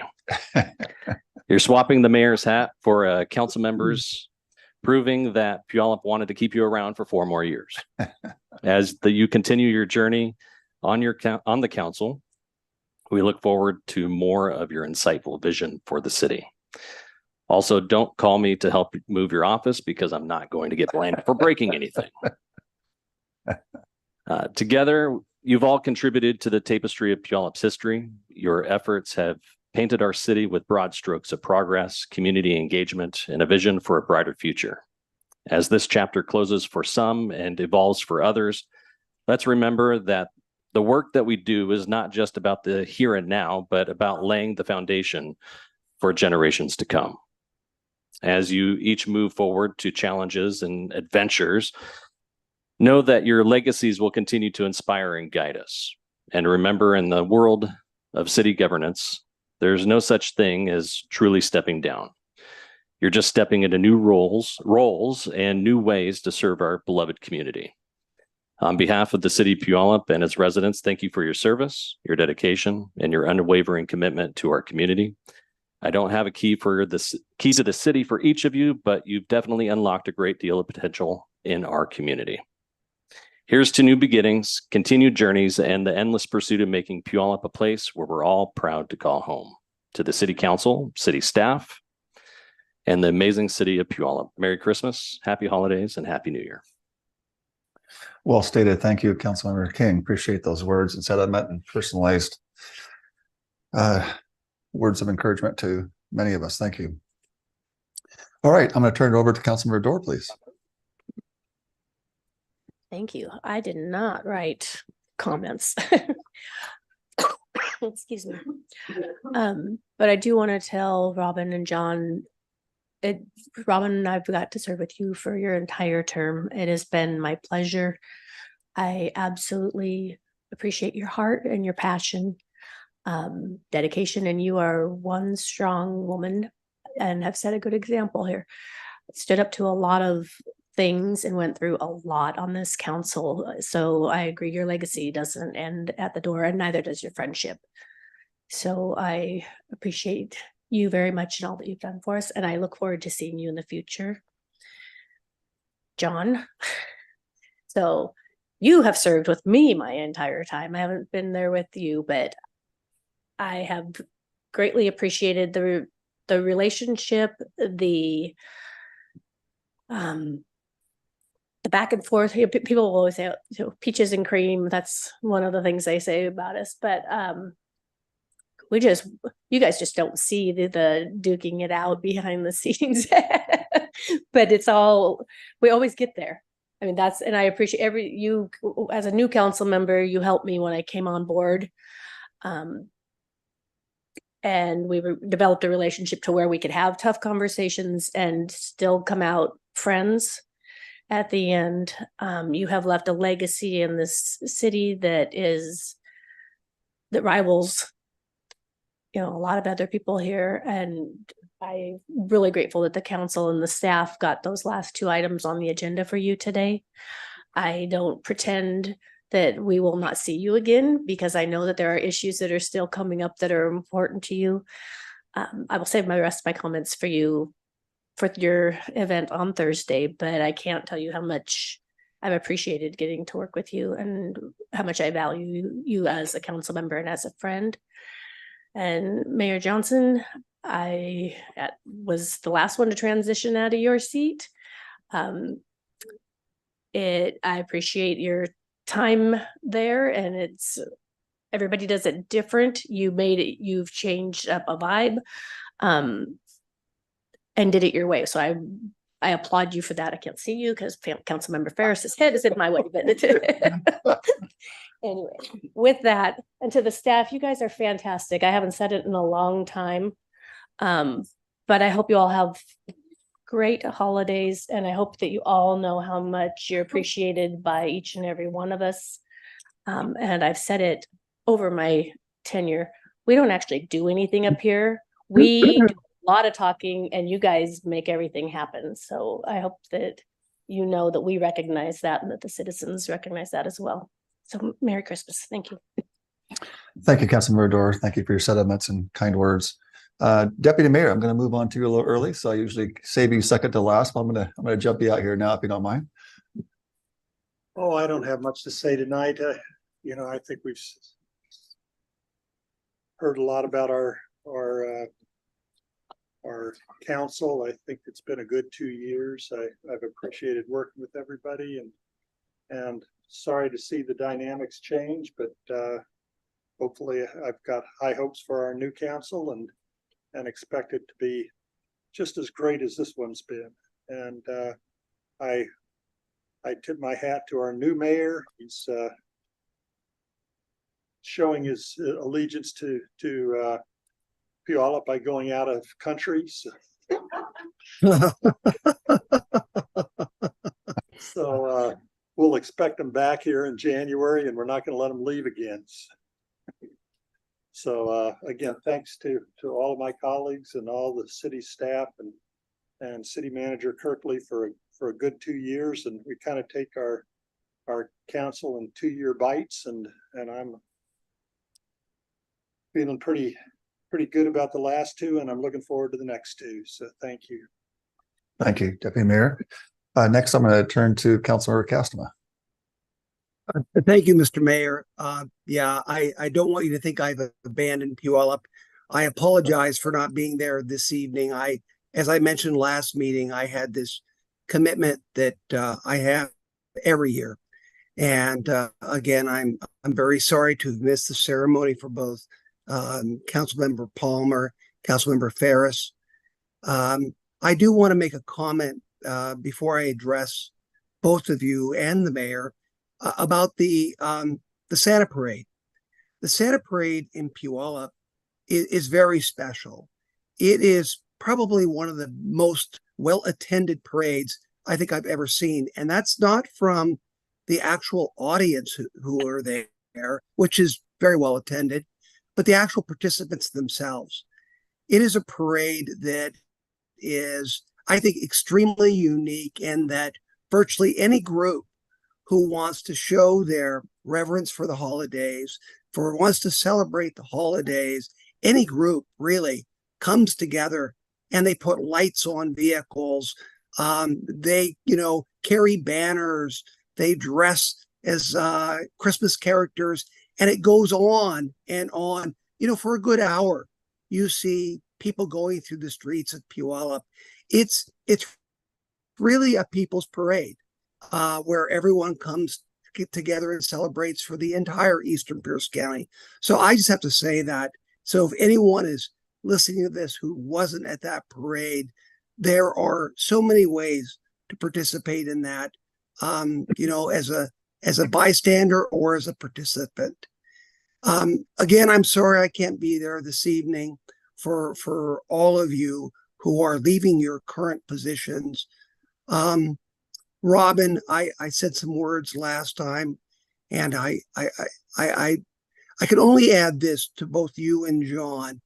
It's always been my desire, my wish, that people who watch our council, especially young people who are, grade school, junior high, high school, they watch us. And I really want them to say, I want to be there someday. I want to be in those positions of leadership. Look how these individuals treat each other, how they address very controversial issues, but yet they still address each other in respectful manners. No matter how, divisive issues are, that they still walk away respecting each other and treating each other with respect on the dais in the middle of heated debates. And I want to thank you, Councilmember Palmer, Councilmember Ferris, for doing that and adding to that, because I really believe that the young people who are watching this, in fact, do say, I would like to do that someday. And that we need that. And Mayor Dean Johnson, thank you for all of the finesse that you have brought, the graciousness. I think your reading of proclamations, a lot of things that you've done, I certainly would like to carry forward, as I would like to carry forward things that I learned from Mayor Palmer, Mayor Dorr, when you were there. It's hopefully an accumulative process, and that I can learn from all of you and live up to your expectations. So happy holidays, Merry Christmas to all of you. Thank you very much. And thank you to the staff too, as Councilmember Dorr had mentioned. Thank you, Mayor. Thank you, Councilmember Castema. Next, I'm going to turn to Councilmember Ferris. Thank you, Mr. Mayor. Mm-hmm. Okay, so I want to say something about one of our topics that I forgot while we were talking and had to move on, which is not unusual, is I want to address Citizen Paul. And I think, first of all, I think there should be a proclamation that his new title is Citizen Paul. So I'm just saying that. But when it comes to parking, you gave a nice presentation. And And I'll just say, continue to come to council and continue to tell the story. Don't get frustrated because this is a long-term issue. And I mean, historically, the West Coast is car culture.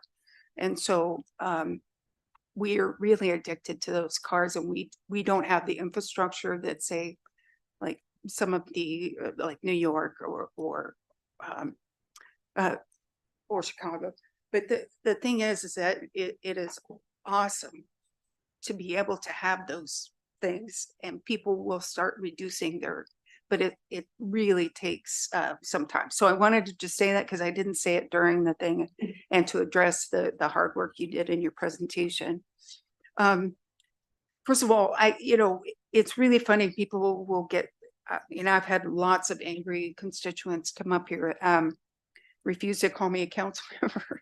Start calling me by my first name, which is really funny because I really like being called by my first name rather than council member. But just remember that we are basically citizen volunteers.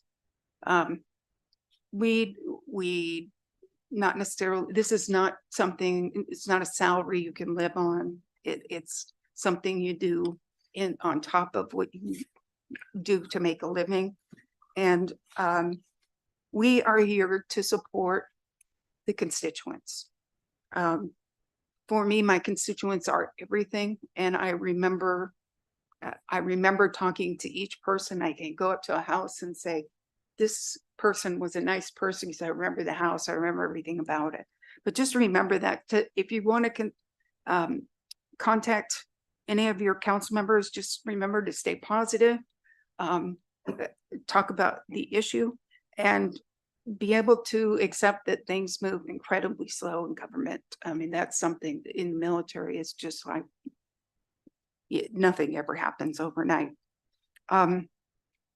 So I wanted to just look at the camera and say thanks to my constituents. It's been, my life has been a series of challenges, and I just keep saying, okay, when is this going to end? But I can tell you that the work that I did with you and for you really helped me to stay motivated and keep coming back. And so I want to thank you. I want to say goodbye to Councilmember Palmer. I really appreciate you just have a real analytical mind, something that I don't have. I'm more of a concept, big picture kind of person. And I really appreciated that. I was really impressed when you broke down that traffic study or something. It was about, it was right before you became mayor, and you had all these numbers and figured out acceleration, and I'm like, wow. And it just makes me want to push my glasses up like and snort. So sorry, but you're just super smart. I mean, and I really appreciate that. I appreciate that you the work that you put in, and especially you just really going towards this last lame duck period, just really nailing it in that's really impressive. To Dean and Ned, I know I had a conversation with you after you first came into your position, and I said, if I was mayor, what I would do is I would ask every single council member, what's the one thing you want to get accomplished, and try to achieve that. Unfortunately, it didn't happen for me, but you did take one thing that I really, really had been fighting for 8 years, and you made it happen. And that made me feel so great that you actually took something I said and operationalized it, because that to me, that's a sign of good leadership. And you guys have just been really delightful to work with, and I think you've done a fantastic job in your leadership position. So thank you. Thank you. I'm happy to say that the two new council members, Lauren Walker Adler, I always get her name wrong, and Renee Gilliam. I think those two are going to be such fantastic additions to the council. And I'm really excited that they were elected. I want to say happy holidays to everybody. Just and a tradition in the Navy is to say you have watch. Thank you. Thank you, Councilmember Ferris. Kind and meaningful words. Next, I'll turn to Councilmember Palmer, who's exiting out 12 years of service to our city. I'll turn it over to you for the final word of council comments. Well, thank you, Mr. Mayor. On Tuesday nights, I've become pretty comfortable in these chairs up here. I think I've sat in at least 4 of them. So it's bittersweet to not be up here anymore. So, and to speak my last words on this council. So, but all good things let's come to an end and move on to different things. And so, first of all, I want to thank you, Mayor. Oh, thanks for your leadership for the last couple of years. I'm just impressed in how you've embraced it and made it your own. You've really put everything you have into it, and I see that, and I appreciate that. And you've added a lot of polish to things, which I really respect in terms of how we went about the meetings, and incorporated some things in the past, add stuff from your own, and did it your own. So I really, good job. Thank you. Thank you. Yeah. And we worked really well together the Yeah. last 2 years, Mhm. and I really appreciate that. I have to say, obviously, it's just been an honor and a privilege to serve Puyallup over the last 12 years or 16 years. I think it's definitely been one of the most rewarding and experiences of my life, for sure, to do this. And as I reflect back, I think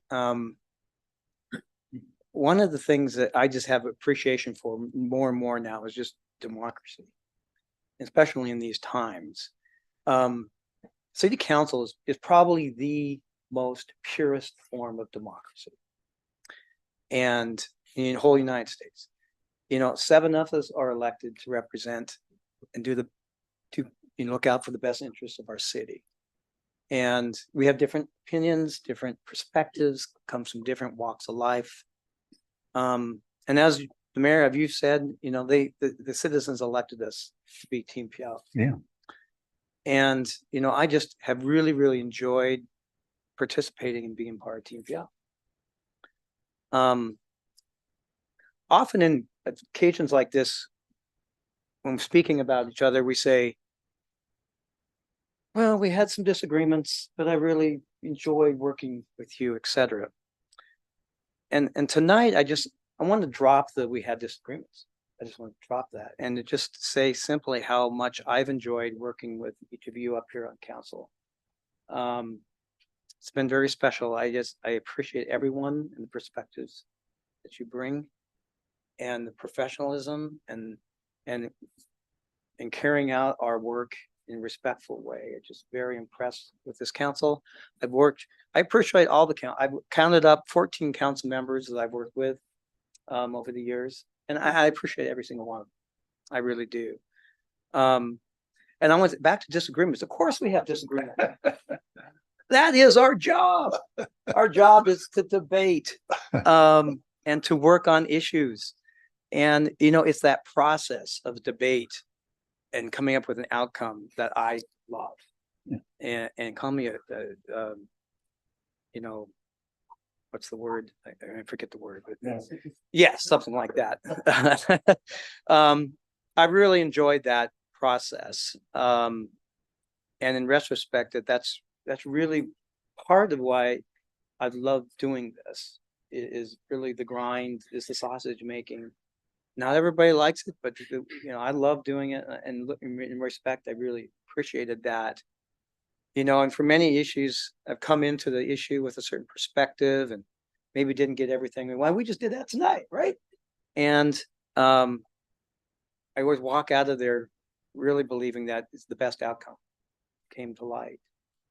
It may take me a couple glasses of wine to get there, but I always seem to get there because we're representing the city and all the people in the city, and we're bringing in different perspectives. And so when we put all our ideas together, that outcome is so often the best. And so I just think that is cool. That is democracy at its heart, and it's special. And I'm thankful to be a part of it for 12 years. It's an honor to really be a part of that process. And I've, on most issues, I've really tried to say what is best for citizens of Puyallup. When we take votes, there are other factors that could come into play, but if we always ask ourselves what's best for the citizens, that's our guiding star. And when we do that, the outcome is always the right one. It just always is. I really can't thank staff enough. I am so appreciative of the hard work that you do, and I want the public to know how dedicated you are day in, day out. And I've just enjoyed getting to know many of you and working with you, and appreciate the work that you've done with me on so many different projects. And it is a team. Everything I think Robin or Julie, you said that nothing gets done by our words up here, but it's the collective action, and mainly staff, to get things done. And so, from the city manager, attorney, all the directors, everybody, I just thank you for working together on all the stuff. And I also, as mentioned, former mayor mentioned the public, and I just love the public being here. They need to be here. We need to be held accountable. You have to have tough skin. And there are times when it's a little rough, but that's okay. That is fine. I love it. Bring it on, because that's part of the process that makes better decisions and keeps our feet to the fire. So I thank you, public, for showing up. We lost some of that in the pandemic, but I really think being in this chamber, in this beautiful setting, and having public debate on issues, input is really important. So thank you to the public. Lastly, I just want to thank citizens in Puyallup, especially District 2, for putting their trust in me to serve. And thank you very much. Thank you, Councilmember Palmer. Well stated, well thought through, and well received. Thank you. I do have some comments I want to share. But I have heard a theme tonight, and I'll touch on that quickly before I go into my kind of comments as we end the year out, not just necessarily this term, but the year of 2023. Tonight we saw a reflection of, and those folks that are familiar with, usually a body of legislators is senators, and there's typically a rule of decorum. And you can have senators that really are, at odds, but there's this really a protocol of decorum that is maintained and protected and enforced through accountability of each member to make sure they stick within decorum. I don't think that the Puyallup City Council has displayed decorum at the highest level. It is honorable. And I'm going to give credit to where credit's due. I really believe that Mayor Julia Dorr started that. And I was able to kind of take that baton and hopefully add to that in a way that was meaningful. And I have no doubt that soon to be Mayor Jim Castema will take that baton and add to that as well. So that's honorable for all of us that we played a role in that. And certainly I think it's good for public debate, and it's good for in a world we live in where there's a lot of disrespect to authority and a lot of disrespect to police and to elders and senior citizens. We need to, as a society, come and deal with decorum of how we operate as a society and a culture. And we as a council, I think, need to make sure that we're displaying that in a way that's contagious. Bad behaviors are contagious, but so is good behaviors. And as we continue to champion decorum in spite of our differences, I think our city is going to become even better. So I want to close with these comments. How many of you know that we're living in some very strange times? You know, we're coming into 2024. We're going to come into a presidential election. We're going to get into a lot of hot topics. Things are going to get, very interesting. And there seems to be so many tensions and a lot of division within every sector of our lives, personally, professionally, politically. It seems that even in our home fronts, our family relationships that once were joyous and loving are now being tested at extremely high levels. And some even have been destroyed through brokenness and loss. Politically, it seems that we are so divided as a country and as a region that we are not even listening to each other anymore. Yet how many know that we as a community here in the city of Puyallup need to acknowledge that not everyone sees things the same way that you may see or that I may see things. Yet in spite of those differences, we must learn to exercise these traits called love, self-control, restraint, by remembering one of the fundamental freedoms that we have in our country is found in the First Amendment of our Constitution, which guarantees every American, every resident of Puyallup and in the region, has the right to express their views with freedom of speech, and which also prevents the government from making laws that regulate or prohibit the free exercise of religion. Now, I want to talk about holidays. When it's your birthday, I don't say, I say happy birthday. I don't say happy holidays when it's your birthday. I say happy birthday. When it's Halloween, I don't say happy holidays. I say happy Halloween. When it's the New Year, I don't say happy holidays. I say happy New Year. When it's Thanksgiving, I say happy Thanksgiving. When I say it's 4th of July, I don't say happy holidays. I say happy 4th of July. And yet I want to focus on a day that's a pretty big holiday, and somehow we've lost and been afraid to say this thing called December 21st, which is Merry Christmas. We seem to divert to December 25th. Yeah, thank you. We seem to divert to happy holidays. And I think we need to be courageous about it and speak the holiday as it is. Even though there might be a few that don't exercise it, there's many that do. And so we should have that freedom to be able to say Merry Christmas if we choose to and not feel guilty about it. Puyallup is a community that has a mixture of deeply held positions and beliefs. Within our city, there are Democrats, Republicans, Christians, atheists, agnostics, Muslim, Jewish, and a myriad of other various beliefs and backgrounds. Some may refer to this season as Happy Holidays, some Merry Xmas, and some may hold this season as Merry Christmas. Yet in spite of those differences, we can rally around the timeless truths of faith, hope, peace, life, and love that are so wonderfully expressed during the Christmas season and various traditions that go along with it. There is a long-standing political precedence, not only locally, but nationally, that has expressed this Christmas message of love and peace, which has been spoken across many political backgrounds over many decades, including Democratic President Obama, his Christmas message on December of 2016. This is what he said from his Democratic platform. We join our fellow Christians around the world to rejoice in the birth of our Savior. As we retell his story from that holy night, we'll also remember his eternal message, one of boundless love, compassion, and hope. He goes on to say in that Christmas message, we should treat others as we would like to be treated. Care for the sick, feed the hungry, and welcome the stranger, no matter where they come from or how they practice their faith. These are the values that help guide not just my family's Christmas faith, he says, but also that of Jewish Americans and Muslim Americans, non-believers, and Americans of all backgrounds.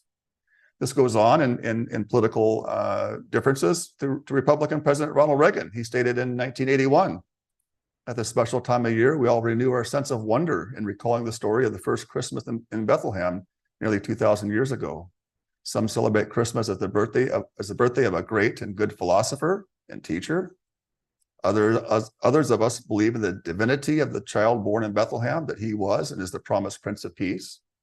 He goes on to say, tonight in millions of Americans' homes, the glow of Christmas tree is reflected of the love of Christ. Jesus taught us that Christmas means so much because of that one special child. And then the last one, I'll talk about religious freedom and expression and freedom of speech across political divides and diverse folks that live within cities and states and counties and country. Democratic President Bill Clinton, 1997, he said this on December 21st at Christmas.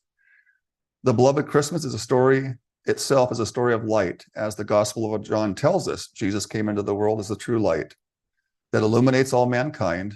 Almost 2,000 years later, that light still shines amid the dark places of our world. End of quote. That being said, this is my hope and prayer for you and for our city and for those who are inclined to receive or be open to it. May the great light come forth to unite our families, our community, and our country. May God bless you, your families, and your businesses. May God bless your dreams, your ambitions, and your futures. May God bless our city, the city of Puyallup, at a level at which we have never seen before in our 133-year history. That being said, I'd like to conclude the last council meeting of December 5th, 2023 at 6:43 p.m. Thank you very much. God bless you. Oh, 8:43. Thank you.